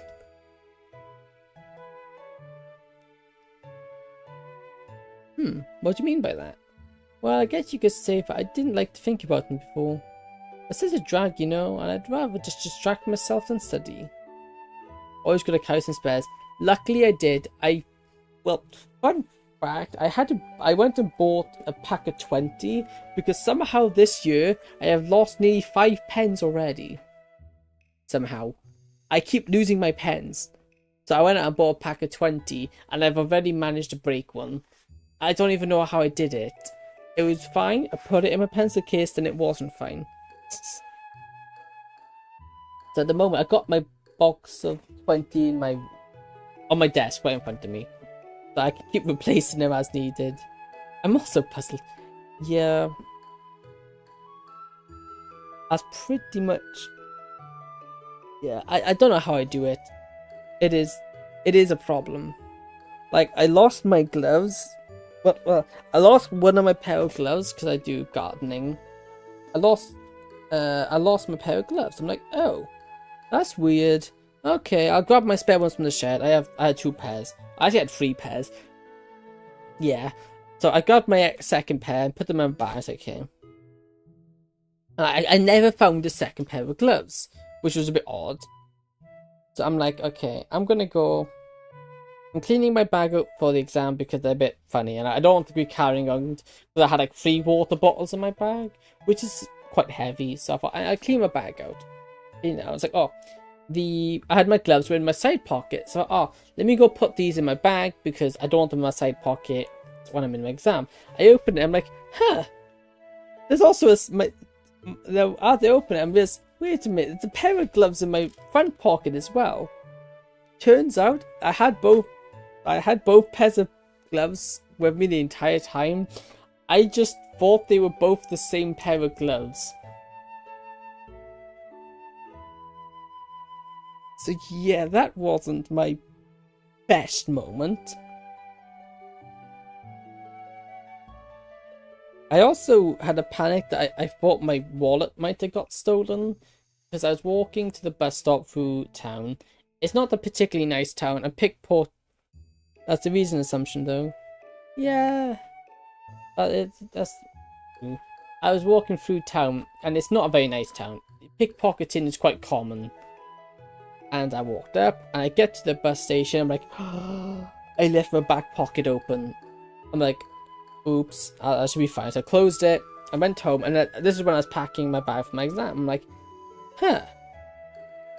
I needed my wallet because I got my driving license. I want my driving license on me. I went to go in my bag. I'm like, oh no. The front pocket where I kept my wallet in, it wasn't there. Which is weird because I always keep it there. And I was like, uh-oh. And then I remember my bag being open.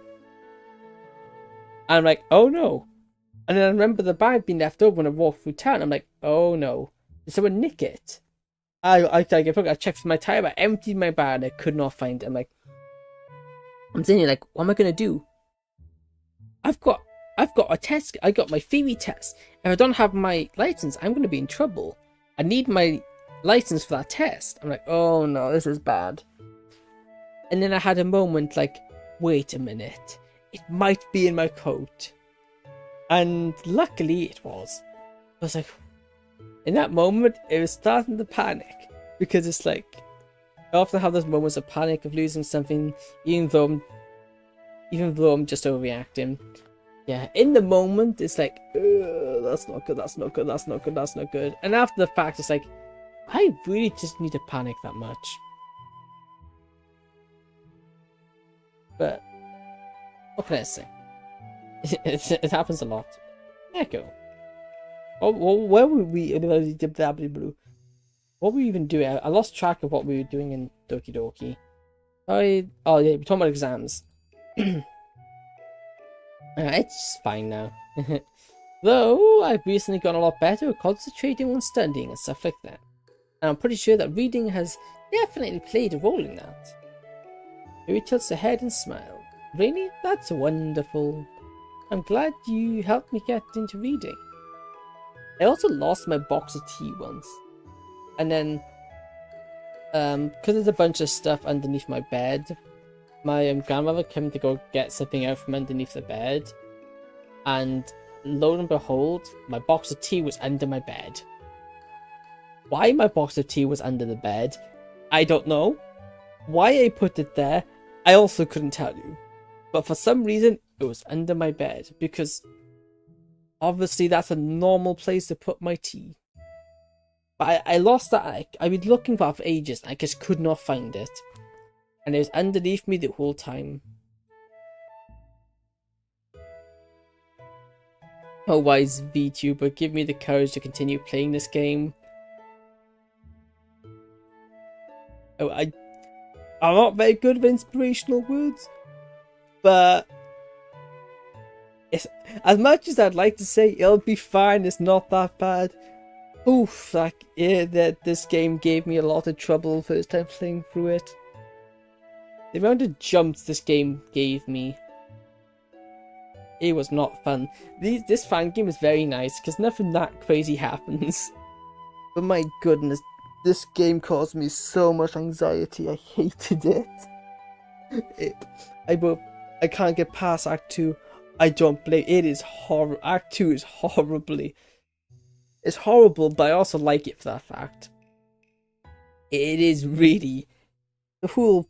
It's only little things, but for some reason those little things just work so well. The best thing I give is a little bit of time. No matter how small your progress is, at least a little bit of progress is better than no progress.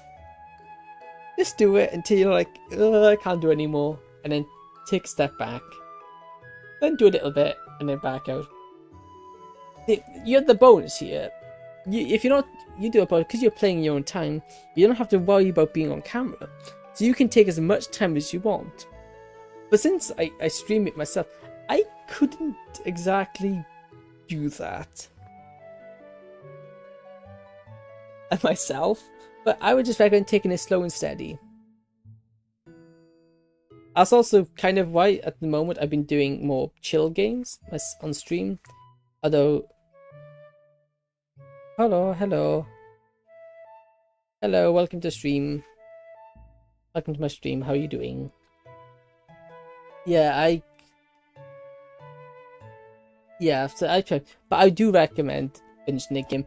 It is Act 2 is horrible, but the ending's really worth it. If you're able to get the good ending, that's also very nice. But no, the ending of the game is well worth it. Yes, there is some very horrible stuff that happens.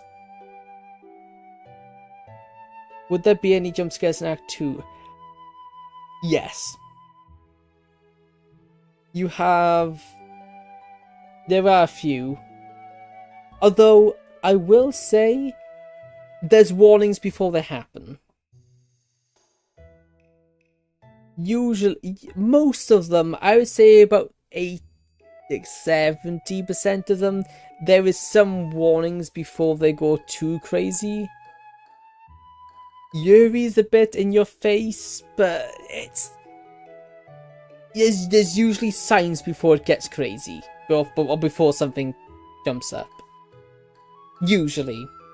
Not all the time, I will say, because I don't want to give you a false sense of security. It most definitely does jump up in your face at times as well.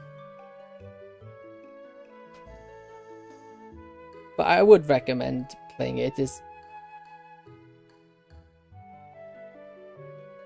Just getting past it, it would be it's a nice sense of accomplishment, and on top of that, the end credits are really nice as well. I would definitely recommend it. One step at a time. Yeah, I'm glad you helped me get into reading. So thank you for that. My heart rate bumps up a bit as Yuri smiles wildly at me. A second later, she seems to catch herself and puts a more demure expression. I mean, I'm just glad that you're enjoying literature now. She starts playing with her hair, seemingly distracting herself from her own thoughts and feelings. Alright, gonna go back to lurk. Hey, no problem. Enjoy the lurk. And thank you as well.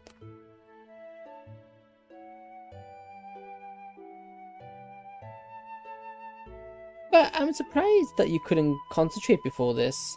Huh? I meant, never mind. What is it?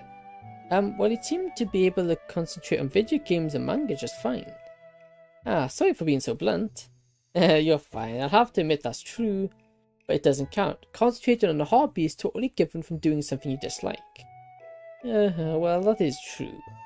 Speaking of video games and manga, I should probably spend more time studying. Of course, we'll still hang out in the literature club, but Yuri suddenly sits up, her posture much stiffer than a moment ago. So sorry, but did I do something wrong? What? I don't really... I'm sorry, Echo, I didn't mean to interrupt you. Oop, I just did it again, sorry. You're totally fine, and you didn't do anything wrong either, so don't apologize for anything. I'm not sure what you think you did, though. You said you just said you didn't want to spend any time. You just said you didn't want to spend any time together outside the club anymore. I sighed quietly. I just meant that we should probably start studying more since exams are coming up. I still definitely want to hang out outside school, and after the exams over, I want to do a lot more stuff with you. That just might not be able to hang out as often until then. So you see, everything's alright, well, except for the part about taking exams. I see, I shouldn't have jumped to conclusions. Please don't apologize. It's alright. What matters? They're all good now, right? I suppose so. I'm just not used to people being so nice. Or people actually wanting to be around me. Ooh, that was embarrassing to say. She looks out the window at the darkening sky, though I can still see her crimson cheeks reflected in the glass. Yuri, I'm not quite sure what to say, but I definitely know what I feel. I know that I feel a crushing wave of sympathy. I don't know anything about what you've been through, but I do know that I want to be there for you. So you better get used to people being nice. Violet-haired girls turned toward me, allowing a small smile to peek out towards me. Thank you. As we both stop, we sit in silence again for a bit. Echo? Are you okay? She looks up at me with deep sadness in her soft eyes. Can you promise me something? Of course, what is it? No matter what happens, will you keep being my friend? But I doubt, Yuri, there's no question about it. Small breaks through her somber expression as her eyes glisten under the phosphorescent lights. Okay. Also, about the topic we were discussing earlier. Well, why don't we study together? That's actually a really good idea. You can come over to my house after school and we can study together. Well, I don't know how much I'll help you, but I'd certainly benefit from your help. Yuri nods and opens her mouth to speak, pauses when she realizes that the bus is at her stop. Looks like I'm getting off here. I'll message you about the details later. I get the letter through. Once in aisle, she steps towards the exit, but then stops to turn to me. Goodbye, Echo. Hope you have a pleasant evening. See you at school. He smiles and then disappears into the darkness of outside. And we presumably get back home. And in the meantime, I'll have a sip of tea.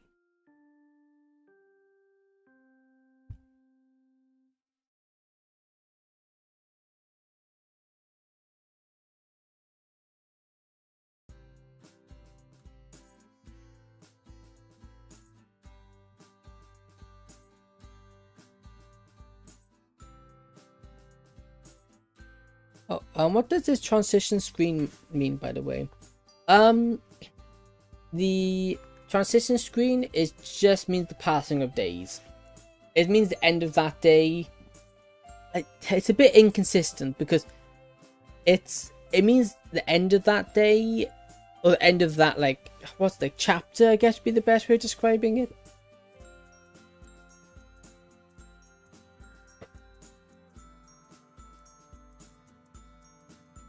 Why do the characters bounce and move like that? I don't know. I think it's just the animation. But yeah, I don't really get it. 'Cause sometimes like it says stuff like, "Oh, we'll see you tomorrow," and then it jumps then towards like a week later, like it just did now. But yeah, I don't entirely get it. I think it just means the passing of time, or the end of the day, or the end of that chapter. I think that's the best way to be describing it. I'm really starting to feel the chill of the nippy November air. So, firing on my hands, I start the journey to school before I stop once I see a familiar red bow on the sidewalk. Hey Echo. Morning, sorry. Man, it's cold, isn't it? She shivers slightly, not surprised, given her uniform, much like mine, isn't built for the warmth. It really is. My hands are the worst. I'm always forgetting my gloves. Forgetting or just have lost them again? Same thing, really. Where have you been recently? Been pretty good, thanks. How about you? Yeah, I've been okay. This year feels like it's going by so quickly, doesn't it? Tell me about it. Since joining the club, it feels like a blur. Yeah, you really settled in well, haven't you? I'm so glad you managed to make friends with everyone so soon. Especially Yuri. What's that supposed to mean? Nothing, I'm just teasing. It really looks like you two are getting along, huh? Yeah, we are. She's really just fun to talk to. Anyway, shrouding in mystery, so I never really know what to expect. But it's not a bad thing, you know? I was kind of surprised to see her open up to you so much. I always thought she'd just keep to herself. Yeah, I guess. I'm not complaining though, I'm just glad I've managed to get her out of her shell, you know? I didn't think I'd have anything to talk to her about when we first met, but I'm glad I've been proven wrong. She's really smart and elegant, isn't she? Need a sip of tea.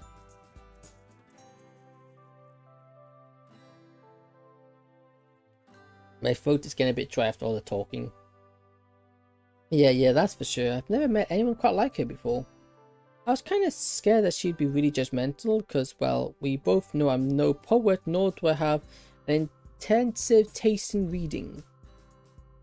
As I got to know her more and more, it felt like we actually had a lot more in common than I realised. She really opened my eyes to a world of literature, and I am grateful for that. Sorry it's quiet for a month, although truthfully I don't really notice. My brain is still preoccupied thinking about all the time I spent with Yuri. Echo? You were staring off in space? Oh, sorry. I was just thinking about stuff. Looks down for a moment. What kind of stuff do you guys talk about? I've never seen you so lost in thought, so I'm guessing it was pretty deep. Would you believe me if I said books? The Awakening, to give an example. I don't think I've heard of it. What is it about? Oh man, that's the question. Well, the main thing comes about society. Contrast, loneliness, expectations, that kind of thing. I didn't realize how lonely Yuri was. Discussing the book with her and drawing upon the parallels between its themes and her life really made me notice. Although it's in a strange way, it's made me enjoy our time together. It felt like she finally had a proper friend she could talk to about her hobbies and walk around with. I get the feeling she doesn't really get to discuss her literary interests in much detail, which is really sad. Besides, seeing how happy and excited she is really made put a smile on my own face. That's just like you, Echo. Always looking out for others. I remember when you were like that with me, when we were kids. I remember those days as well. They were like such a long time ago, huh? That feels like such a long time ago, don't they? They really do.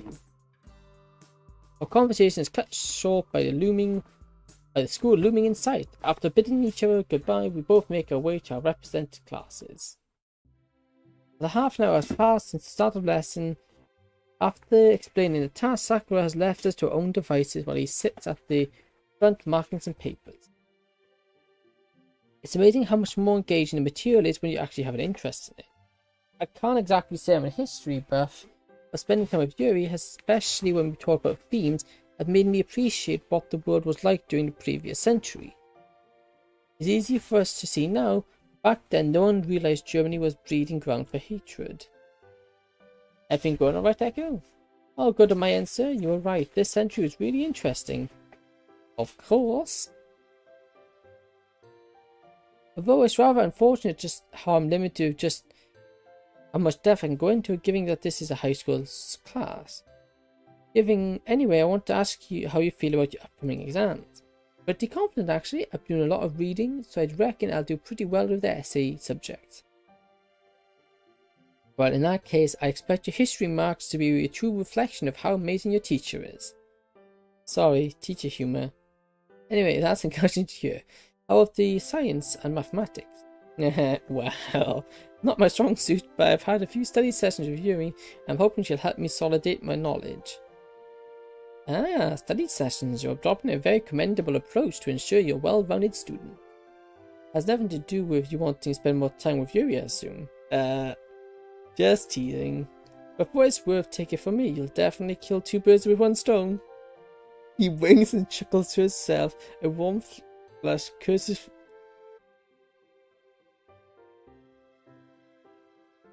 I really hate windows.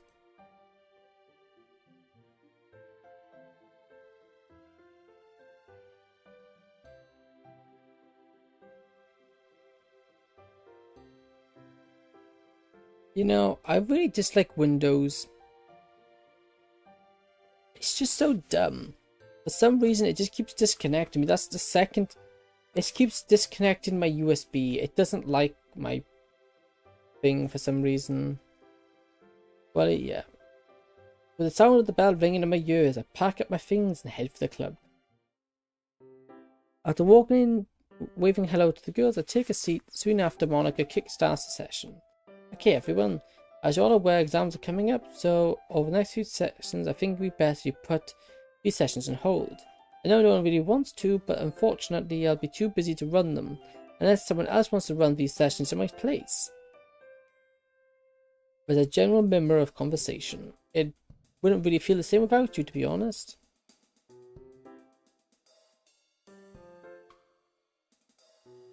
I ditched Windows a long time ago. A few features don't work without it though. Yeah. My issue, I don't know what it is with Windows. One of the biggest issues I've had is it not liking certain USBs. Like certain devices connected to USB, it just really hates and it messes up with. Like I had gone for like nearly 2 free keyboards and keyboards and mouses because it just didn't like to work with it. It also gives me trouble with my microphone. Sometimes it just refuses to connect to my microphone because it's unrecognized USB device, and it's like it's really irritating. And as far as I'm aware, there's not really a good solution for it. Does my head in. Oh my, it's my favorite horror game. Welcome, Tone Deaf. It is a very good horror game, except this is a non-horror version of the horror game. This time everything is nice and chill. Although next time I want to do a creepypasta one. I want to do a spooky one next time. Agreed. I could do with more time to focus on my math and stuff anyway.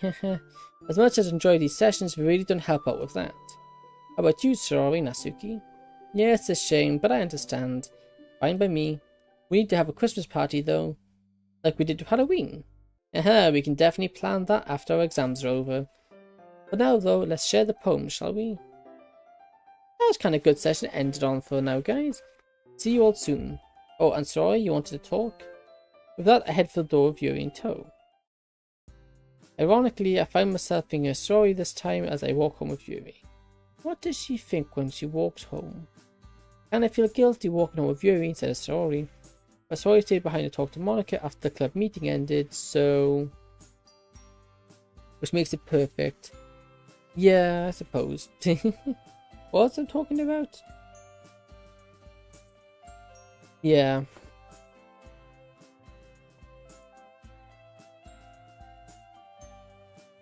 Oh yeah, the game. As part of... As part of me is glad I get to walk home with Yuri alone, though. Echo? Yep, sorry, I was so spaced out for a bit. It's fine, you must be feeling stressed from all the exam preparation. Yeah, totally. Anyway, I was just saying, I'm glad we did end up planning the study session together. With my help, perhaps you'll feel less stressed after today. That is to say, if you need any help at all. I'm not trying to assume anything about your capabilities or anything. Don't worry, I'm pretty sure I will need your help. How have you been, though? Reading new books? I actually did start on one very... Excuse me.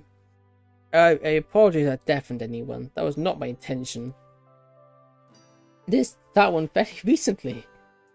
The Stranger by Albert Camus. Huh? Is any good? It is, at least in my opinion.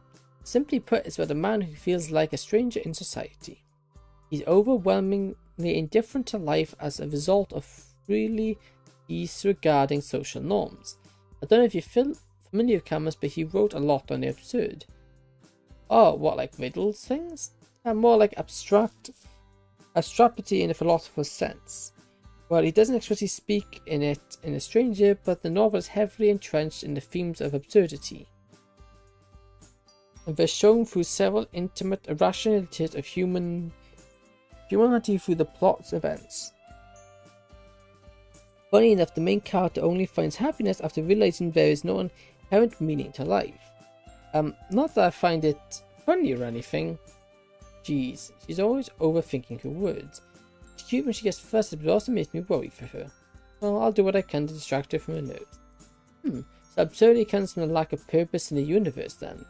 Not quite, rather it comes from the contradiction between the simulacious need and inability to find that purpose. And that's kind of depressing subject matter, don't you think? I suppose so, but interestingly, Camus still thought that we should search for meaning to life anyway. Hey, want to continue our conversation inside? For a start, Yuri looks up to see that we've reached my house. Didn't realize we already arrived. I didn't doubt that after all our conversation is pretty interesting.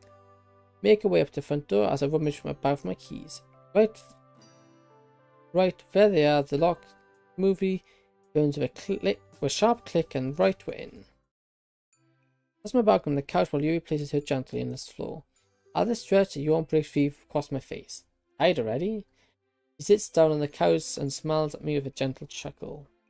Honestly, I'm always tired when I get home from school. It only takes so much schooling before I collapse and die.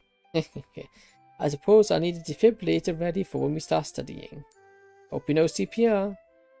I find myself sloshing down on the couch as we pull out our revision material. So many notes to look over. I really don't want to start. Hey, speaking of death, you know how we were speaking about absurdism before? Isn't that all kind of similar to extraterritorialism or nihilism? Yes, although I'd say the true absurdism lies somewhere in between those two. For instance, Eternitian would say that you can find a meaning to life, Nibulus would say that you can't, and Absurdum would assert that you can to some extent. So what would you say your meaning to life is? So you're finally asking this question. To be honest, I'm not too sure. I don't think I've read enough to form any sort of conclusions. Really? You haven't read enough? It's not that hard to believe, is it? There's so many books out there that I want to read, but that I may never get to. And there's so many things I want to do, but can't seem to bring myself to do. Like what? Rhea stands up and straightens into my eyes, her gaze piercing through my soul. Like? Eyes seem particularly intense above her blushing cheeks and slightly parted lips. Never mind. She looks away just as quickly, her cheeks deepening in colour. Well, regardless, you can always ask me for help whenever you need it. Seriously, I'd be happy if you could depend on me more. Thank you. You're so thoughtful as always. I'm also so glad that I have you to rely on. You make me feel safe and secure. His voice suddenly takes a more sensual breathiness, causing a shiver to run down my spine. Hey, Echo. You mean it, right? Please don't do crazy eyes. This is making me... I don't like... She makes me very anxious. You're not lying, are you? No, why would I? That's right, you never lied to me. I'm so glad I never had to worry about you abandoning me. Yeah. This is making me very nervous. I don't reckon my heart's pounding so fast right now. Don't have much experience with romance, but isn't Yuri acting kind of weird? He must have noticed my uncertain facial expression as she abruptly snaps out of her reverence. Oh, sorry, I just said something weird. It's alright. What's gone into you? That's the question. She makes me very nervous. You know the amount of... It's the... In the base game, she has these super realistic eyes. I don't know what it is about it. That just really, really concerns me. I do not like it. In the slightest. It... no. It just goes through me. I'm not a fan. It puts me on edge. This is seriously awkward. Yeah, she kind of went a bit crazy there. The only thing I seem capable of doing is laughing uncontrollably. Uncomfortably. Like one of those paintings with the airs that follow you around? No, it's like she has an ultra real... Let me find the image. Because it's... DLC... Yuri... Stories...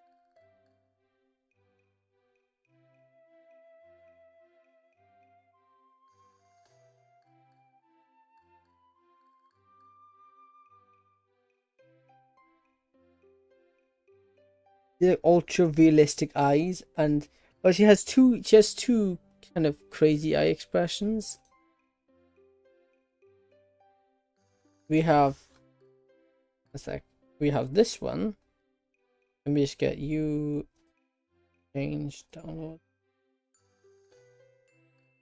She has this crazy eye expression. That one already puts me kind of off guard and kind of unsettles me. I don't like that. And then even worse, you have, where's it? No, I don't want one to look. I just want... It's moderately unhinged. Yeah, just wait, and it gets even worse. Then you have this one, as I'll put up in a minute, which is even worse. This one is the one that deeply unsettles me, and I don't like it. This one, with her ultra realistic eyes, and they move as well. It's just I am not a fan of it. It is not nice.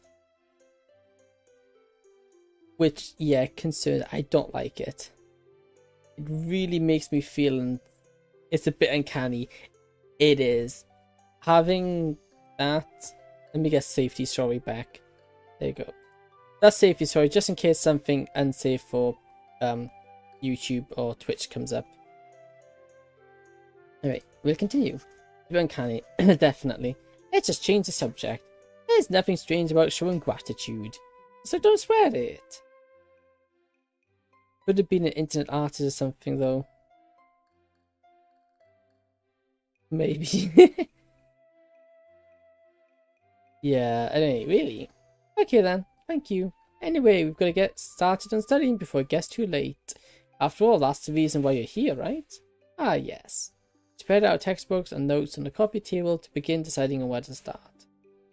Although I'm concerned now, if that's starting now, we might see more of her craziness. I'm still feeling too awkward to meet her eyes, but hopefully this feeling soon fades. Ah, shoot.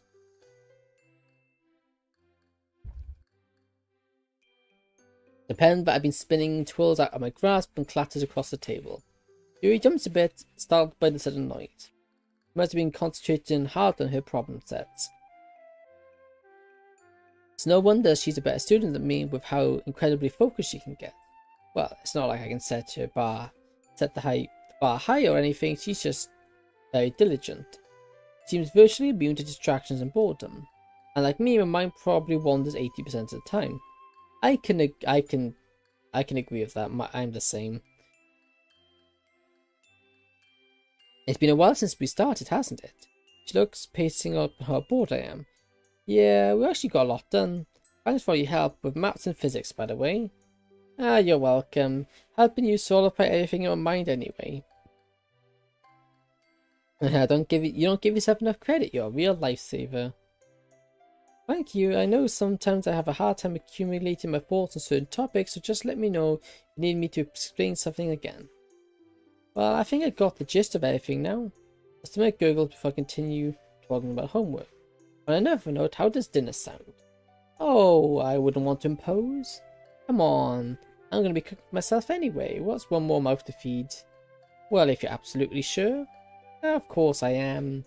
Actually, do you want to take extra... Would you like to take extras home too? I want to make it up to your parents for keeping you away for so long. They won't need it. You needn't go that far to be a gracious host. Alright then, if you're sure. You gonna study a little more, or do you want to help make sure I don't burn the kitchen down? I'd love to help, but... bites her lips, her cheeks pink. Would it be alright if I would do a couple of stretches in the living room while you cook? I apologize if this is inappropriate. You mean something like yoga? A little though, but I've never specifically done yoga before. It feels a bit embarrassing. Embarrassing as I imagine you doing yoga, my cheeks begin to heat up. Okay, I can see why you think about that with yoga. Anyway, they're just some simple stretches to help me relieve my back and neck pain. I have terrible posture, and sitting down for extended periods of time with my back hunched over tends to make my muscles incredibly tense. Posture, huh? Why did I don't get that? Okay, well, you gotta do what you gotta do. If you exercise in the living room then. Smiles gracefully to me. Shouldn't take too long. It's not the other thing with the knife and the arm thing. That's not cool. And not good. Hopefully it's not that. That would be bad. I ponder my dinner options as I head into the kitchen. I do still have some frozen dumplings left. I don't really want to make it seem like they're the only things I ever eat. As much as I love them, a man's gotta have his limits. So what's another dish I could miss that I could somehow impress Yuri? Rice is an option, but I don't know if I have anything to make side dishes with. I quickly wash the rice and pop it in the rice cooker while I think. If I had some pre-made curry relics left in the box, then bingo, I have ingredients for it, so curry it is. Good thing I went grocery shopping. I might wonder that I dice the chicken and season it. This reminds me when Sorry and Yuri cooked for me when I was sick. Talking to Mom about the house almost getting set on fire was not fun to say the least. I'm just glad she understood that they were taking care of me and mistakes happen. Speaking of which, I better get the stove going. After a while, I got the vegetables and chickens going in a pot. All I need is chicken stock, seasoning, and curry Olex, and it'll be done. I wonder how Yuri's doing. Hold on, I should focus on making food first. No need to pull a Sorry here. The sweet and slightly spicy smell of the curry has completely permeated the kitchen by now. It's just like when I was a kid. Back when there's Dad standing here making the curry. We'll all sit around the table talking about our day and the days ahead. I miss those times. But I need to focus on living here and now. All that stuff's in the past. Otherwise, that wouldn't make anyone happy. I'm just going to check on Yuri before I continue down this train of thought. Yuri, you doing okay? It is what I thought it is. A sharp inhale through teeth sounds from the living room. Did I startle her? Whoops. But yeah, voice seems a bit strained as she answers back. I didn't accidentally mess up her stretching, did I? I'll be there in a moment. It's okay. Feel free to take as much time as you need. I'll just be here. A few minutes later, I have the rice loaded into 2 dishes alongside fluffy white rice.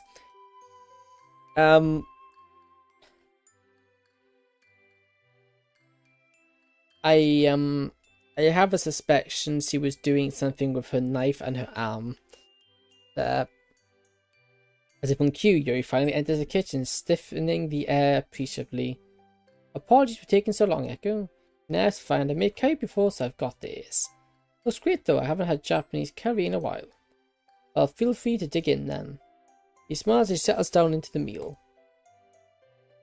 Eating together with Yuri seems almost like an intimate exercise. She carefully savors each bite as if she's a food critic comparing a dish to her memory. So how is the food? Being all the critique, I'm strong enough to handle them. Your curry turned out quite well. Though, I believe you could use some more salt and maybe a bit more heat. Ah, so into spicier dishes, eh? When it comes to curry, I suppose so. My mother did always prefer spicier foods that ended up influencing my own taste. I'll keep that in mind next time I cook dinner for you. My own parents like sweeter curries, probably because I don't have much of a spice tolerance to begin with. There's no time like the present to start building that up. Got me there anyway. If you're finished, I can take care of the dishes. Oh no, you're the one who treated me, so I should wash them. I can't allow myself to be such a bother. Hey, it's seriously no bother at all. But, alright, if you're not backing down, how about we compromise? I wash the dishes and you can dry them. Ah, that works. Gather up all the dishes and pots and dump them in the sink. Doesn't take long for us to settle into a comfortable rhythm of washing and drying. However, my attention drifts more and more towards Yuri as time passes on. At one point, I'm looking over in her direction more than I am washing the dishes themselves. Well, she'll probably call me out on it if my washing gets too sloppy. You got a deep look of concentration on her face again. Really amazing how she can get lost in doing things from studying and reading to even doing dishes. There's something I seriously admire about her. There's an unwavering ability to completely devote herself to a task at hand. Somehow I can never see her giving anything up halfway through or leaving her work unfinished. Honestly speaking, it's a quality that a lot of people need. Echo, what's up? You've been washing your hands for almost a minute now. Wait, what? Look down and see I've been literally scrubbing my hands with a sponge. Oh, sorry. I was just... Were you lost in thought? Yeah, I guess you can say that. Sorry. No need to apologize, you know how often it happens to me after all. Surprised that you were preoccupied with your daydreams, though. What were you thinking about, if you don't mind me asking? I'm more surprised that Yuri isn't commenting about my staring at her, but it's good to know I'm more stealthy than I thought. Whether that or she's growing a lot more used to me. I think about how nice this day has been. Ah yes, it's been a lovely day studying with you today. It's always nice being with you. I never find it difficult to talk, and you always make me feel comfortable. Yeah, same here. Stay here for a moment over blushing faces breaking their smiles. Echo. You know? I use your restroom. Shuffles away a bit, but a bit clearly keen to rush to the bathroom. I was not expecting her to say, but if she needs to go, then... Of course, you know where it is, right? Thank you. Quick footsteps follow her up the restroom. Well, I don't know what I was really expecting, but I'll head back to the living room. It's not too late in the day, but it's already dark out. What's taking you so long? They're checking her. Shoot, I really hope my curry didn't upset her stomach. So I'll see how she's doing just in case. Just to make a top, Yuri steps out of the bathroom. Why does that make me so... I don't know why. But all of a sudden, she's just... Seeing her just made me really unsettled. Oh, Echo. Her breathing seems a bit irregular and she looks noticeably more disheveled than I remember. Maybe that's why I feel so unsettled. You must have noticed my concerned gaze as she quickly turns away. Is something on my face? You were just taking a very long time, so I wanted to check if you were okay. I'm fine, but thank you for your concern. The breathing is suspiciously uneven. Are you sure? I said I'm fine. I mean... Takes a deep breath. Sorry for snapping at you. I'm just feeling a little out of sorts. No, I should be the one apologizing. I didn't mean to pry. Well, I don't know what I'm prying into. It must be serious enough if Yuri's getting this irritable. It's no problem. We're quiet as we make our way back downstairs. I wonder what she's thinking. It's starting to get late now. Yep, I was about to ask if you wanted to pack up and head out. I probably should. I don't want to keep you up too late on a school night. Ah, don't worry about it. I wish you could have hang out forever, but life has other plans. I'll blush. Tingles Yuri's pale cheek as she continues putting her books away. Not to mention the school schedule. Yeah, we can't have you missing that now, can we? The soft look in his eyes as she finally takes her bag and moves to stand beside me. I believe I'm ready now. Alrighty then, let's go. Going to a nearest bus stop, our pace is fairly unhurried. But that's alright, it's nice leisurely walking through the night with Yuri by my side. Upon reaching the bus stop, we sit down and look up at the clear sky. Countless stars twinkle down from the endless ocean of the night. The darkness seems all the more deep and unfathomable when compared to the luminous moon. A melody smile graces Yuri's face, her eyes shining in the starlight. Hey Echo, isn't it strange to think that some of those stars we're seeing could already be dead? We just haven't realized it yet. And we may die long before we realize it. Humans are very comical creatures, aren't they? Talking like you're not human yourself. It seems kind of poetic, our being able to appreciate and remember the stars' glory even after they disappear. Even though we might be short-lived in relation to the rest of the universe, I think it's lucky that we're able to experience such beauty. That's a beautiful way of seeing it, Echo. You're right, people who die, we should be thankful that we were able to spend time with them all. From dead stars to dead people, huh? I wonder if Yuri's experienced loss. I'm pretty sure she's lost her parents. Looking back at her, it's clear that she's once again adrift back in her thoughts. Not even the bus around seems to distract her. Hey Yuri, the bus is here. Oh, you're right, I hadn't noticed. The bus seems pretty empty, although that's to be expected. Most people get off it before it reaches the residential area. She takes a window seat and I slide in the seat next to her. Is it why she's so philosophical? I think so. Because firstly, we saw last stream we saw her in the graveyard. She was there apparently for inspiration, but she was standing in front of a grave, and she also had a rose petal on her shoe. So I think she was visiting her parents.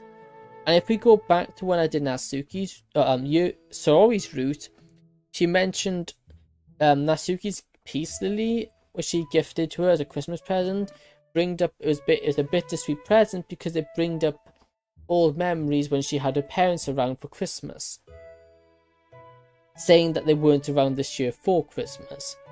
So I have a suspicion that if not one but both her parents are passed. That's my hunch. I haven't had any concrete proof, but that's kind of what I picked up on myself so far. Sliding next to her. The night sky outside is dark as ever, but now it's filtered by the fluorescent light reflecting off the windows. Yuri yawns, politely covering her mouth as she does so. Excuse me, I'm just feeling incredibly tired all of a sudden.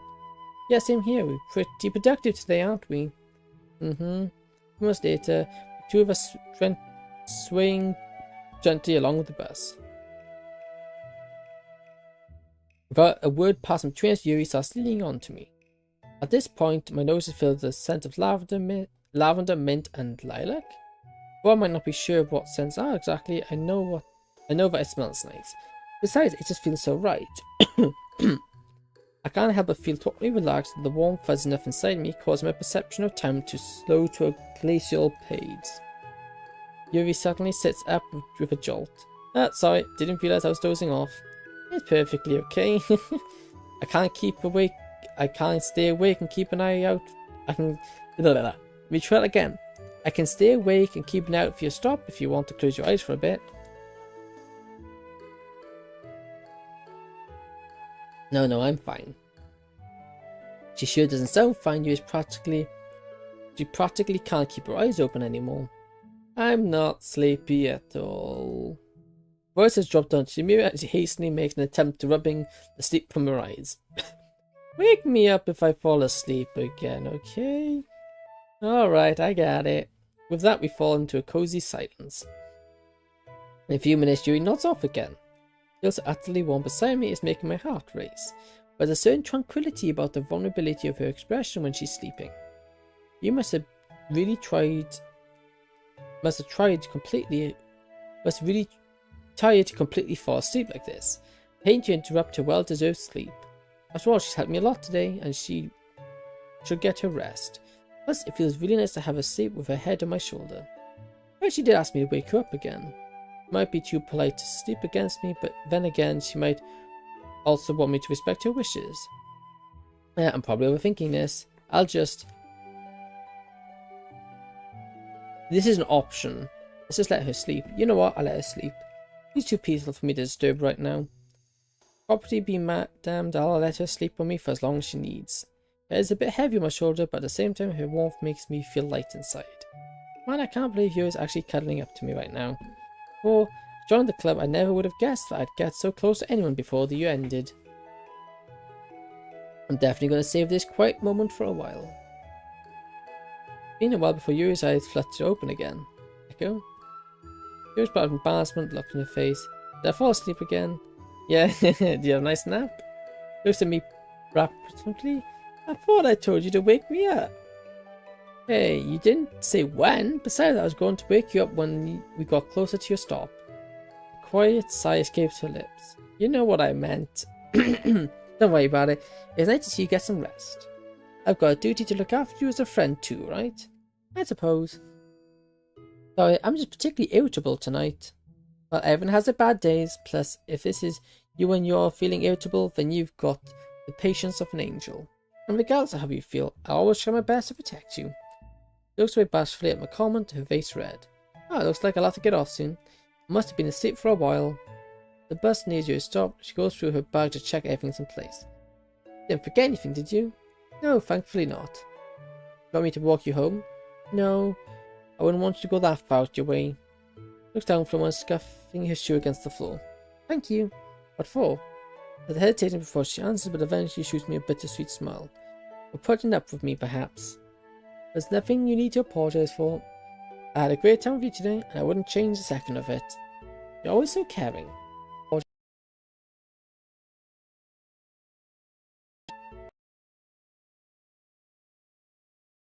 She scratched the back of my head. No need to thank me. If you like just talking, just let me know and listen. The expression relaxes, she takes a slow, deep breath. Oh, my stream's dropped a bit there. That's weird. The expression relaxes a bit, she takes a slow, deep breath. That means a lot to me. I go. A slow wheeze, the bus finally stops to let you off. Well, I'll be going now. Thank you for everything. Yep, you have to thank me all the time, you know. I'll see you tomorrow.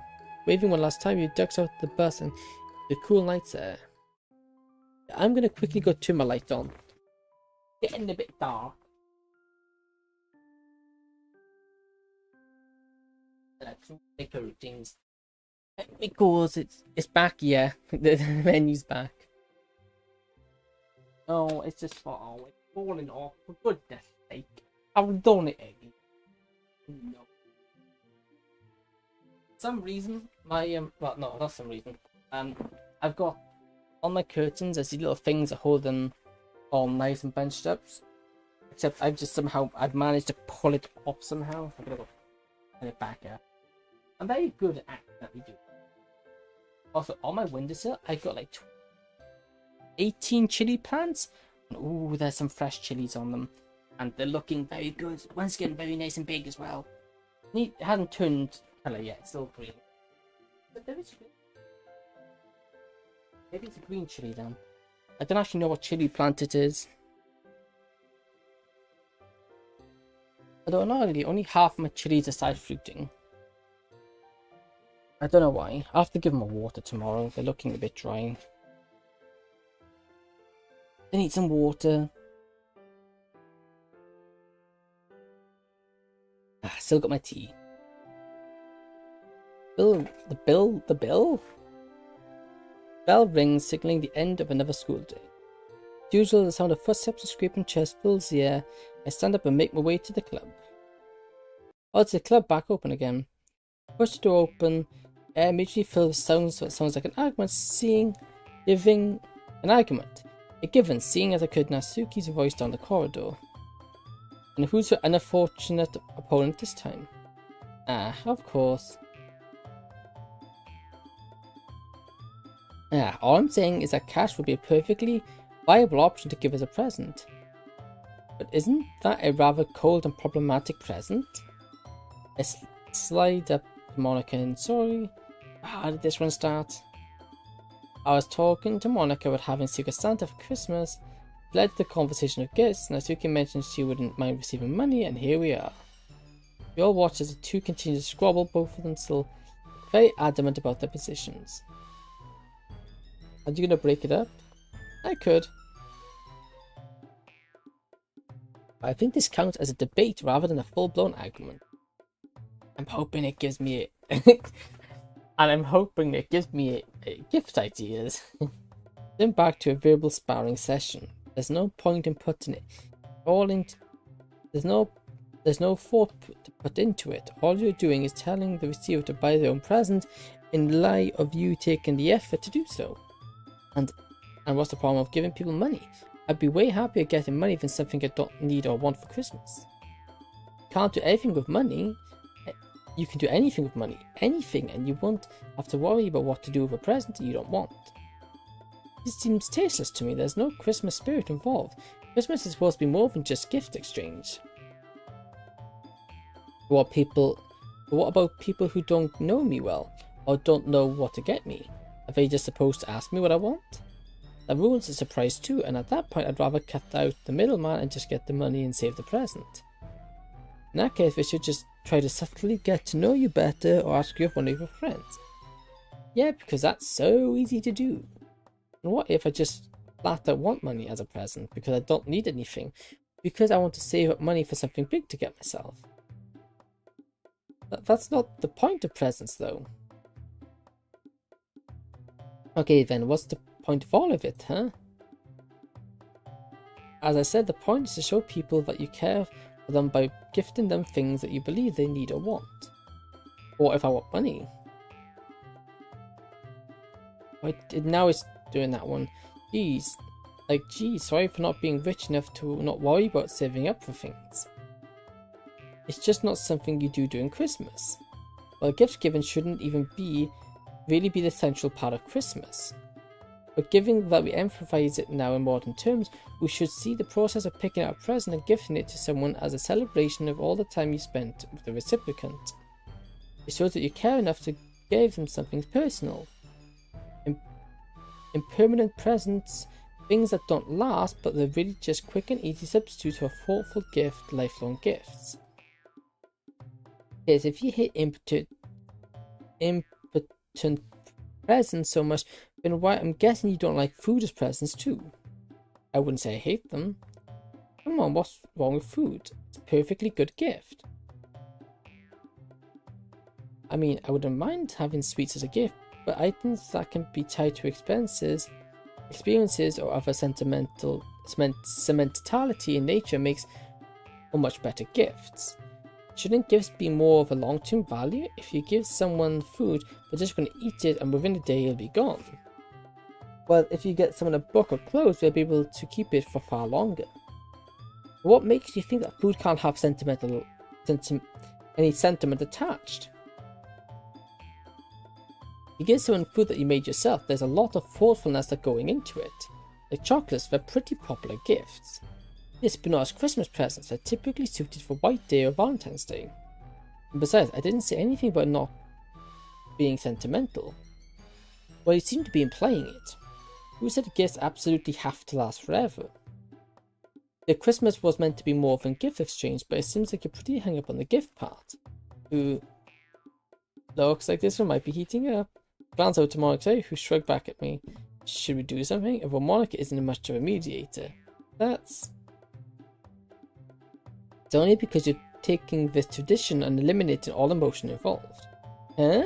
All I'm saying is that people have different feelings towards these things. And anyway, aren't you the one imposing your own taste on others? But everyone wants a book for Christmas. You're the one who's deriding my opinions. For someone who supposedly cares a lot about people's feelings, you don't seem to care about mine. What? The only thing I've been saying is that money isn't a bad gift option. And food too. All this time I've been trying to defend my own position. Well Why on earth are you attacking me over this? I'm not attacking. It just seems that you don't seem to care about the Christmas spirit at all. You shouldn't try to take advantage of the traditions for your own selfish reasons. Suki goes red with anger, clearly fuming. Selfish? I'm selfish for having an opinion of what I personally want for Christmas? Do you have any idea? Ugh, so I can't care about what I get, or I'm a bad person. You... Oh no, I look over at Monica's wife, who stared back at me eyes wide. Monica nods her head at them, as if it encouraged me to break it up. Man, why me? Well, I guess that might be considered too close to Yuri at this point, but still. If we were better to intervene fast before someone says something that they really regret. But whose side should I pick? Suki has made some pretty... has been pretty much been on the defense the whole time, and she's actually made some pretty good points. But as much as I hate to say it, if I back up Yuri, you'll probably get brownie points of her. In any case, I better say something fast. I'll just pick.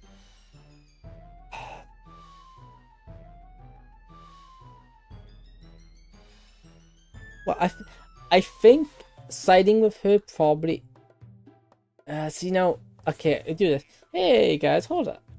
You both turn to me, Yuri, with a hopeful expression as Suki's still seething. What do you hear to be Yuri's knight in shining armor? Ready to rail on me too? He's making me forget choosing his side. Even so, I can't lie, saying that Suki's in the wrong, right? Look, I agree with you. I agree with you, alright? Wait, you do? Says at me, I was braced and crossed her arms, turned to side of pout. I mean, of course you do, but I'm right. Monica and I cemetery roll our eyes. I go, what? Shoot, Yuri. I can't avoid catching her eyes. She has a rather forlorn look on her face, almost she's just been betrayed. Better clean the air. Wait, that's not to say you didn't have any good points yourself. I just think you've been arguing against the wrong position. Yeah, exactly. If someone doesn't want money or food as a gift, it's not like I'm going to give it to them anyway. All I say is that we shouldn't totally write them off, because there are some people out there who like those things as gifts, and they shouldn't be ashamed for it. If you think about it, there's nothing morally wrong with gifting money to people. It's really just a cultural conversion that makes it taboo, right? And even then, not everyone subscribes to that conversation. That's right, I've never really met anyone who dislikes getting money until you, I guess. I see. Yuri twirls her hand, refusing to meet our gazes. I guess she never really lost her arguments. But it's just an alteration. I get that, I really do. But like you said, the gift exchange shouldn't be the central focus of Christmas, right? I think as long as you're happy with what you get, it should be fine. Sometimes I don't have anything I particularly want either. I'm also a giftophobe. It's a hard thing. I usually just go for chocolates. Unless you're giving it to someone like me who can't eat chocolates, it's usually... No one can complain about chocolates. That's usually my go-to gift. Or candles. Candles are a good one as well. Chocolates, candles, and stuff like that. If you want, and in those cases, I'm perfectly happy receiving money. But it's not like I've torn a gift from someone if I didn't like it. I still say thanks for it and stuff. Anyway, people should just tailor gifts to the receiver's tastes. And I only meant to say that the money and food are valued gifts. To be honest, I'd be happy at just getting anything from anyone, because giving a gift shows you care. And well, I guess unless the gift opener isn't chosen with me in mind, the conversation peters out, leaving Natsuki and Yuri facing each other in silence. But I see. Sorry for misunderstanding. It's fine, I guess this is something you're passionate about. Even so, I shouldn't have tried to refute your preference, seeing as how it's totally a subjective thing. I should have made sure that I understood your position fully. Sorry for the unnecessary trouble I've caused. How embarrassing. Like I said, it's fine now. I just won't ever get money or food for Christmas. Room filled with a light chuckle, sounding breaking the tension that had filled the air. 5% accurate, I seriously thought Natsuki was going to say something terrible. Saying, no problem, I was afraid of the same thing, so... Hey, I wasn't. Well, stop looking at me. Yes, one of your charms is being fiery hot-headed, though. Okay, maybe I'm a little hot-headed, but... Wait, how was that a charm? You got our club someone loud and assertive to add to the diversity of our club. Otherwise, there's no one to stir things up. And that's supposed to be a good thing. Well, you do tend to challenge my perceptions in a good way. I do wish arguments weren't so heated, but it's good to have someone to keep my judgmental side in check. And I suppose I wouldn't have to sophisticate as friends.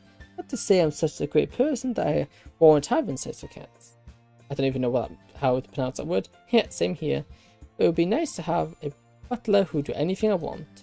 Like, then he turns to me and snaps his finger, points down at the ground. Echo, let me use you as a footrest. Who made me into your personal butler? Hey, I didn't pay you to talk back to me. You're not paying me at all.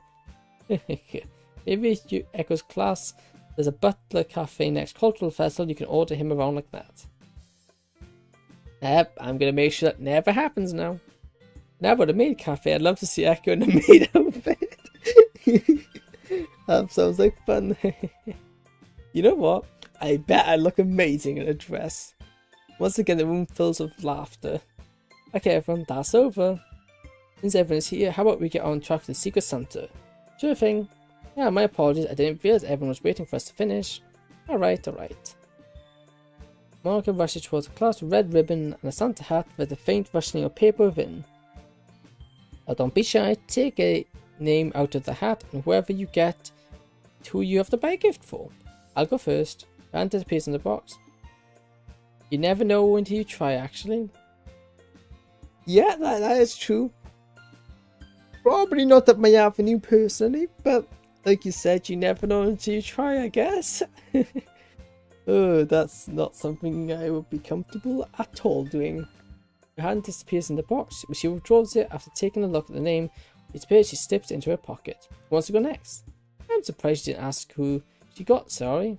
Hey, I know how a Secret Santa works, thank you. I laugh as she pouts and sticks her hand into the hat. Much like Monica, she slips the paper into her pocket. With Natsuki and Yuri follow suit, leaving me last. There's only one piece of paper left this bound, so it's a pretty quick decision. And I got Yuri. I look over at her, but she's sporting a remarkably good poker face. In fact, everyone is, so it's impossible to even guess who has who. Well, that's it. This should be interesting. Wait, hang on. Where are we all going to meet? We gotta go around to sort that, huh? Maybe we go to a Christmas party at someone's house. I'll do it at my house, sorry. Me neither, my parents wouldn't approve. I wouldn't mind doing it at mine, neither my parents are home, so it'll be pretty much an empty house. You guys are okay if Christmas party won't mind then? There's a general murmur of agreement. Wait, what about food? Oh, that's a good question. To be honest, I reckon I could take a stab at cooking some food for us. Maybe some teriyaki, something like that. You? Make food for us? Yeah, what's wrong with that? I didn't know you could cook, Echo. Me neither. Face. Be that surprising that our Carter can cook. Boys used to binge on junk food and ready-made meals. That doesn't really fill me with confidence. Hey, don't underestimate Echo, everyone. I've tried his cooking before, and he's definitely a fast learner. Wait, when was that? All three girls turned to curiously look at Yuri, which typically prompts a flustered expression. He came over to my place a few times. In fact, he's the one who taught me the basics. Where Echo learned to cook is besides the point, though. More importantly, I feel like it's a bit much to ask. You could both cook and eat junk food. It's not necessarily exclusive. Yeah, actually, you bring up a very valid point there. Yeah, that's a good point. More importantly, I feel like it's a bit much to ask Echo to both host and cook the food. That's true. It's a lot to put on his shoulders. Yeah, I think he can handle it. Oh, it's fine, guys. It's not like I have too much to do to host it, right? All I have to do is test out my cooking skills anyway. But if you're sure, thanks for having us. It should be a lot of fun. Looking forward to it. Yeah, me too. I hadn't had a Christmas party in ages. Your cooking better be up to snuff, Echo. Geez, no pressure then. Give him a chance. Anyway, now is our I've been sorted. Why don't we share some poems? At the end of day. I don't know, people, can we respect how high they can jump? That's like no small jump. If I tried to jump, I'd break my ankles. Today I'll be spending with Natsuki of all people. I was surprised when she texted me last night asking if you go Secret Santa shopping with me. Turns out her Secret Santa is sorry, so I guess Natsuki figured I'd be the best person to shop with. I was hoping to spend a day with Sorry, but I didn't want to see what Natsuki would be like if I rejected her. So, but again, I suppose Natsuki's blunt nature would help me pick out a decent present for Yuri. There's quite a few people here, but I'm able to spot Natsuki's distinctive pink hair quite easily. She spots me and makes her way over. Ready to go? Ready when you are, lead the way. So seeing as you're Sori's best friend, any ideas what I should get her? Truth to be told, not really. I'm not the best when it comes to Christmas presents. Really? You don't know? Nah, sorry. Anyway, let's just look around in a few stores and see what we find. I mean, we're not in any rush, right? Yeah, I guess. We proceed on the street, stretching, keeping our eyes peeled for suitable shops.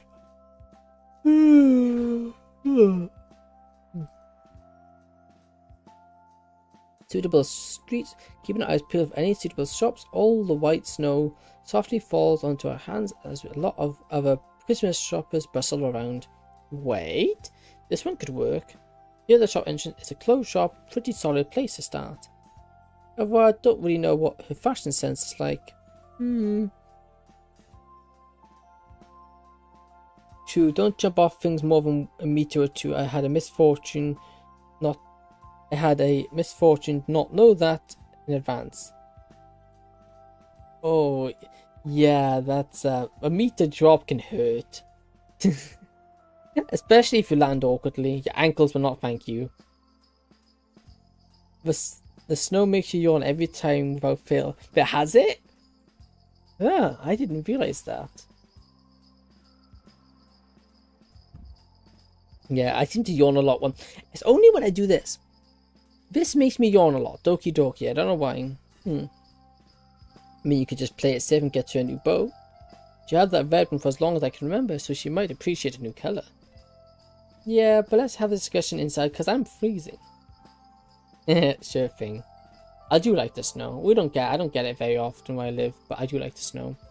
Make our way to a selection selling hair bows. Man, I didn't realize there was such a demand for bows existed. So many different colors, shapes, and designs. What do you think of this one? Rolls up a bright pink one. I can't help but feel like the choice was influenced by her own taste rather than what Sori would like. It's okay, I guess. Now's rise at me, clearly expecting a more positive response. Look at this one. Looks like the one that would really bring out Sori's eyes, don't you think? I guess it could work.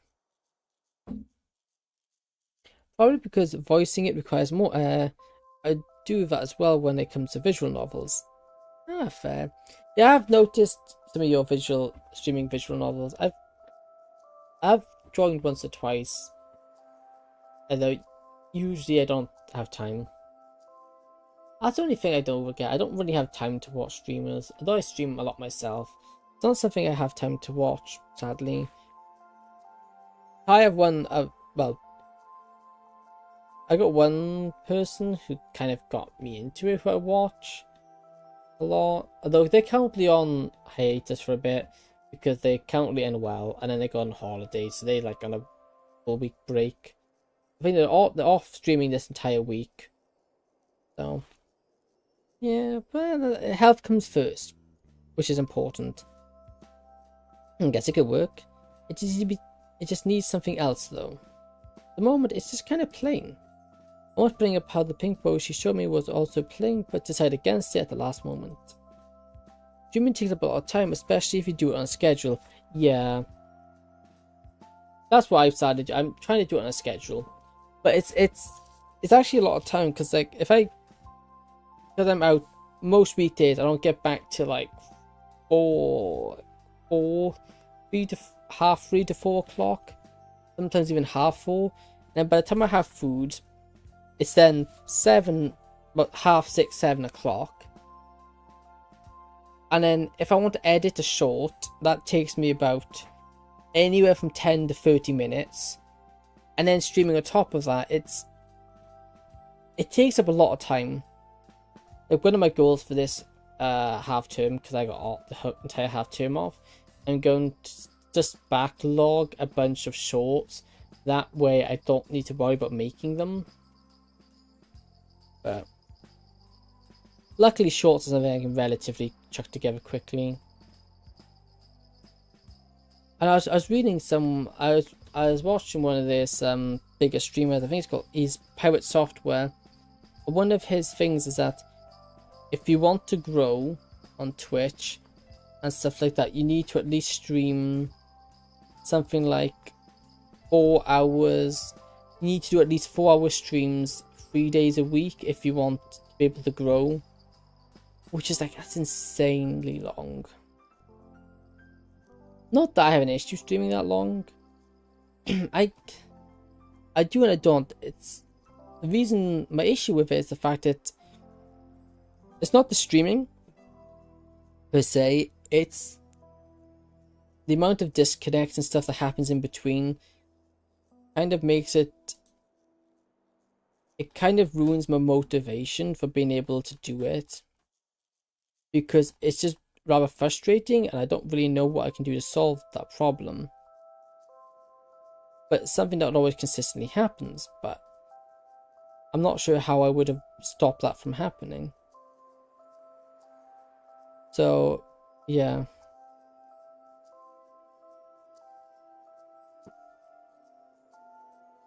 Yep, some streamers I know stream every day, multiple hours. It's not for everyone. If I had more time in a day, it really would not bother me in the slightest. Because it's streaming, I enjoy it. I also enjoy gaming, so streaming kind of pairs with that for me really well, because I can sit down for a while and do it, and it really does not bother me in the slightest. What I find I have trouble with is the whole editing, like trying to make stuff out of the streams. Because as much as I like just straight up streaming, if I really want to grow my channel, I really need to be putting other stuff out there alongside the streams. The streams alone is unlikely to really get me anywhere. Although saying that, Twitch has been really good for me.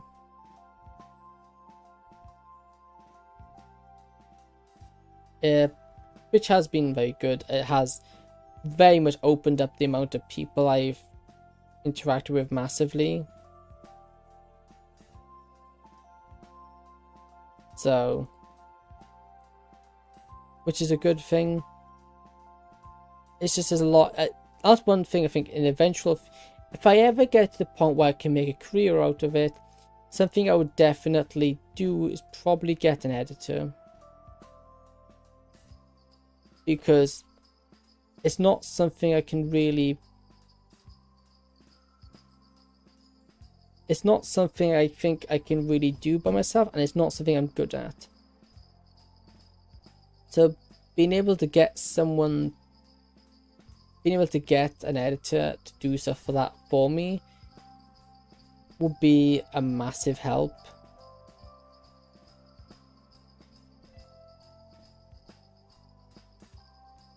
So, yeah, so I don't... That's my goal. But then again, at the moment, it's just not a viable option to get an editor. Ollie Patch is raiding with a party of 6. Hey, hello, thank you for the raid, that's amazing. Hey, welcome to the stream. We are streaming Doki Doki Literature Club. Blue Skies, it is a DLC. Hello. Yes, thank you for the raid, that's greatly appreciated. We are streaming Doki Doki with Doki Doki Blue Skies, which is a fan-made mod. So we're doing that. We were just talking about streaming and stuff in general. Yeah, welcome. How's your day been? How's your stream? I didn't want to say this last time because it would have come off as self-promotion, but I was in fact streaming the DLC. That's no problem. Streaming sorry about that. I was excited to come out self-promotion, but in fact I was streaming. Cool. But thanks for giving me the strength to play through Act 2. Yeah, no problem. That's I'm glad it's able to be of help. Yeah. So how did it go? You tell me. Yeah. She takes a bow from my hand and looks over it for a moment. You know what? You can get some other sort of design on it. Yeah, you can. Rolls eyes, boys. Yes, dummy, you can. Like an embroidery. Ooh, that's a good idea. Why didn't I think of that? She shrugs her shoulders. Beats me, you're her best friend. Well, what was that? What was about... blah blah. Well, what about something from one of her poems? After I started to get a feel for the few jump scares, it didn't feel that bad. Yeah, it's not too... yeah, it's good. I think it's the anticipation. The first few jump scares, the anticipation of the jump scares are worse than the scares themselves. You work yourself up so much. There's moments in the game where it's like, Monica, please save. Yeah. I can imagine. Did you get the play with me scene with Natsuki? The play with me scene, I do not, that one, that made me jump out of my skin. I didn't like that at all. The play with me bit, if you got that one. Also, the Yuri crazy eyes is also, are the super realistic ones. I didn't like that either. But no, I think the anticipation of jump scares are worse than the jump scares themselves. And then once you're able to get past that, it's... I guess the story death really shook me up. Yeah, that wasn't pleasant. I haven't gotten to the play with me part. Okay. Oh, sorry if I spoiled something. I guess so. Yeah, the story death is sad. As although it's not inherently scary, there's nothing that jumps out at you scary. Just because it's I don't know what it is about it, but it just hits, and it's not good. Like, I've seen it in other games, but for some reason the story, they encapsulate it so well. But yeah, that was a bad bit. How far did you get through Act 2 then? Like, I paused trying to recall my salient phrase from one of Story's poems. I haven't finished Act 2 yet since I have an early day tomorrow. Ah, fair. Early days are the worst. But hey, you have an early date. Act 2 has to have an early day. Early days, I know the pain. Luckily, I'm on break for my stuff now for the next week, because otherwise I would be finishing my stream right about now. Otherwise, but I got time today, and it's like 2:30 a.m. now. Oh yikes, that's late. You're a bit ahead of me because it's only 10 p.m. for me. You should really go get some sleep if you got to be up early. You don't want to be like a zombie in the morning. Oh, I got to the part where Yuri gave me a very touching poem. And Natsuki's request for help. Yeah, okay, yeah. That was an interesting poem. I think people have actually been able to translate it. But yeah, that is a very disturbing poem. I was trying to recall any sentence phrase from one of Story's poems. Was it our festival recital really only 3 months ago? Happy Falls. Seems to sum up her nicely.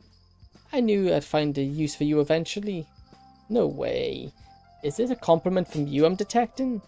Shut up. I check all progress is progress. Anyway, now that I got story sorted, what are you gonna get for Yuri? No, wait, let me guess. A book? No, actually. Huh? Weird, I thought that'd be an obvious choice. Yeah, it would. That's precisely why I want to avoid it, you know? I've never been the greatest when it comes to picking out gifts, but I really want to make a special effort for Yuri. I don't really get why, but whatever, I guess. Anyway, so if you're not going to get her a book, then what? I think back to the time I spent with Yuri, think, Echo, think. My first reaction reading it was, did she pee on the paper? Hopefully it was only that, but I know there was blood. Well, she infused it with blood and her bodily fluid, so there could have been.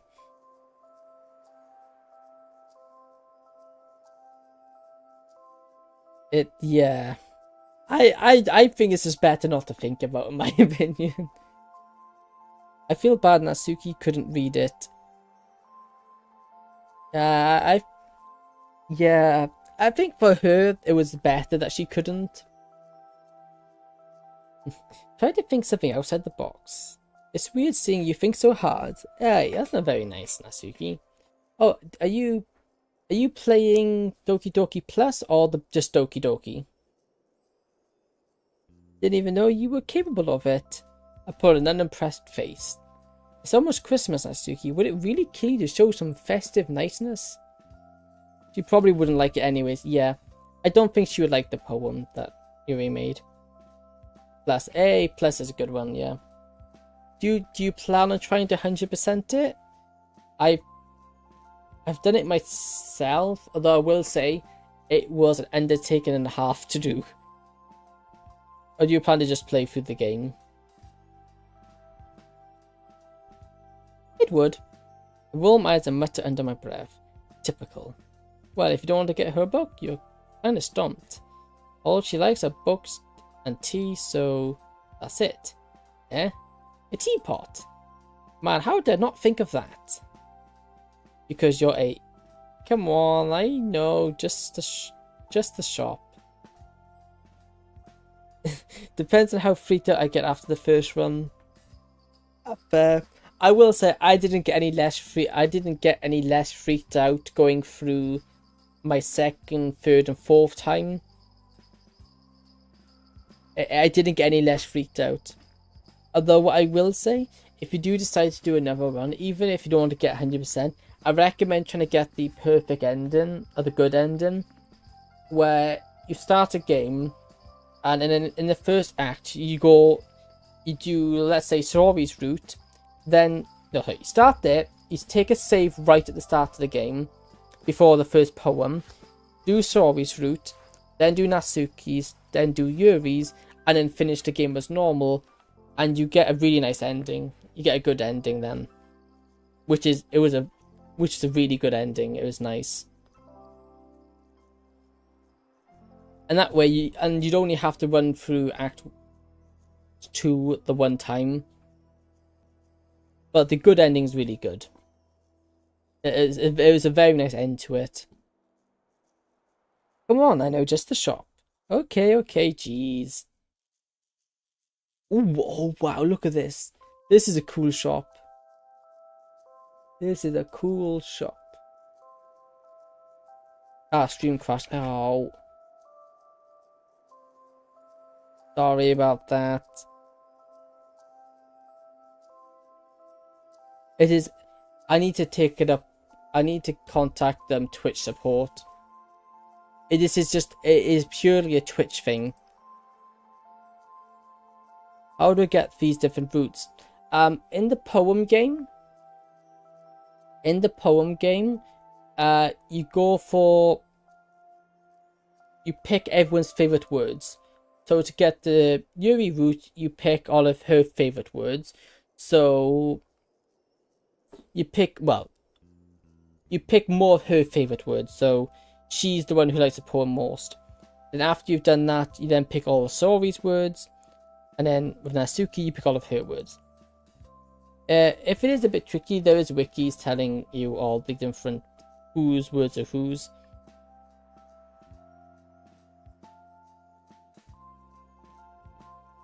As long as you pick the person's favorite words, you should have no problem. As we enter the China shop, the visual overload hits like a truck. A huge variety of ornamentals ranging in colour, design, size and price. Where do I begin? Whoa. We're gonna be here for a while, aren't we? Yep, sorry, I just want to make sure I get a good present for her. I didn't realise China shops had this much choice to choose from. It's sweet that you're making this much effort for Yuri. Really? I awkwardly scratched the back of my neck. You think?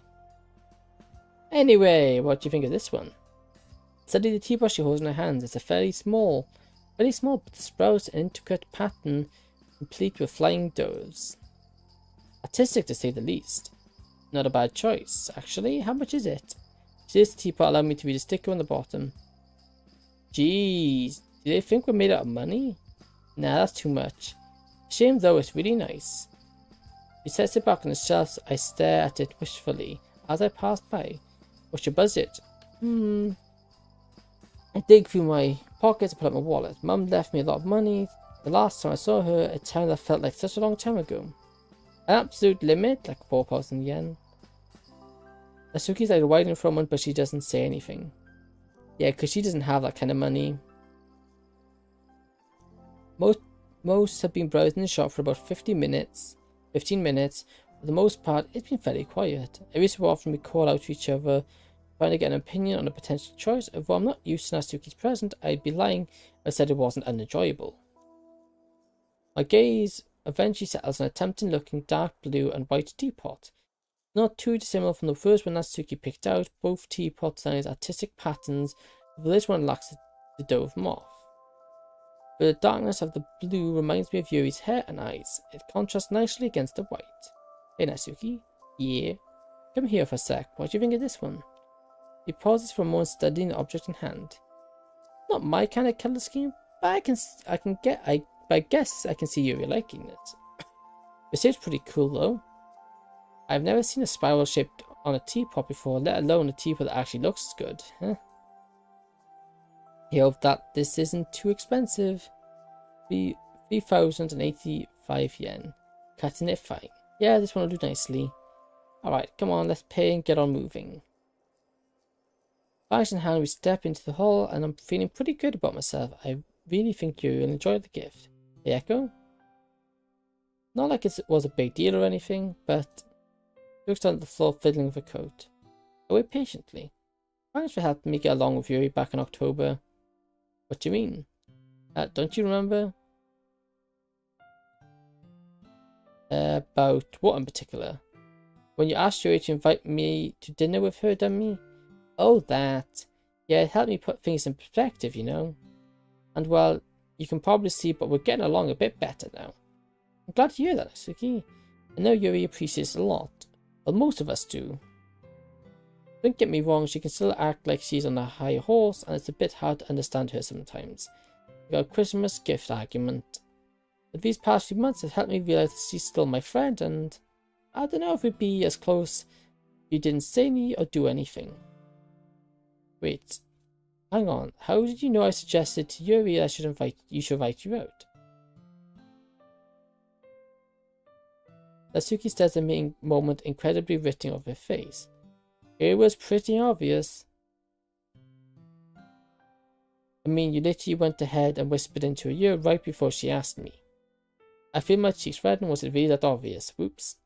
Oh, I see. There's an awkward pause. I should head to bed though. I'll look up how to get different routes later. Okay, no problem. Yeah, have a good night. Get some rest. If you're up early, you'll need it. Yeah, have a good one. Thank you for the raid as well. It's greatly appreciated. I'm glad things working out between you two. Yeah. Oh no, it's getting late. I really need to get going. Dad's gonna go crazy. Fair enough. Should probably get a move on as well. See you later. See ya. A small wave, she heads off. I also take my leave. Today went better than I thought. I'm also in high spirits.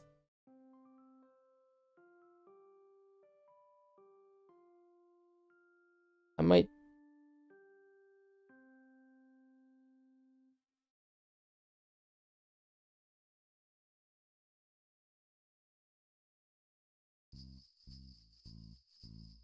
Finally Christmas Day is upon us.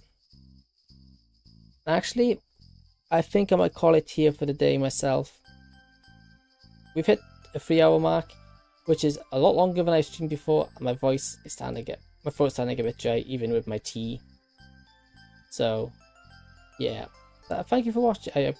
Thank you for watching. Greatly appreciated. Thank you for anybody who stuck around from last stream. It's good to see new faces. Yeah, if you enjoyed my stream and like to keep up to date with stuff, consider joining my Discord. I post updates and whatnot all over there. You can find that doing exclamation Discord on Twitch, or by going into my description on YouTube, or you'll find it. It's also in the tab section on Twitch, and in my bio on YouTube as well, if that's needed. And if you consider following and subscribing on the represented platforms, that'd be amazing. But if you have done so already, thank you very much. It's greatly appreciated. Okay, I would raid. Let's see if we can find some of the raid before we end. Ooh. Android, Doki.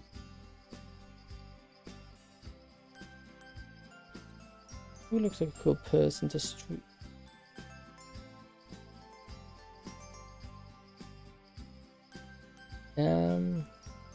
Let's see if we can find someone to raid.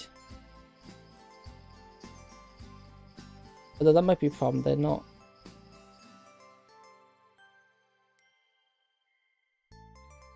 Not you. Wait, how about you? You look cool. And we can just to keep sharing the views, because you know it's always good.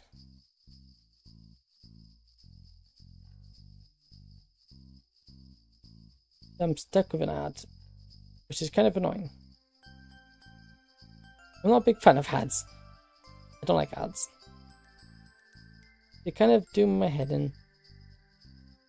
Yeah, I think today was a good stream. I think we'll continue.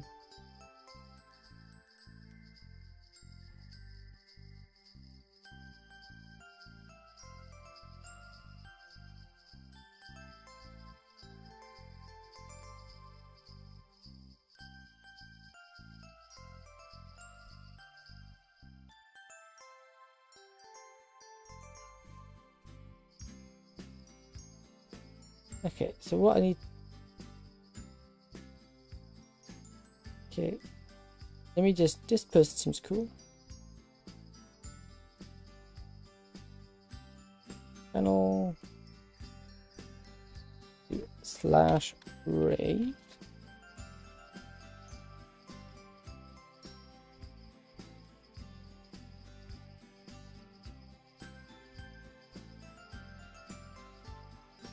Okay, we're good to go.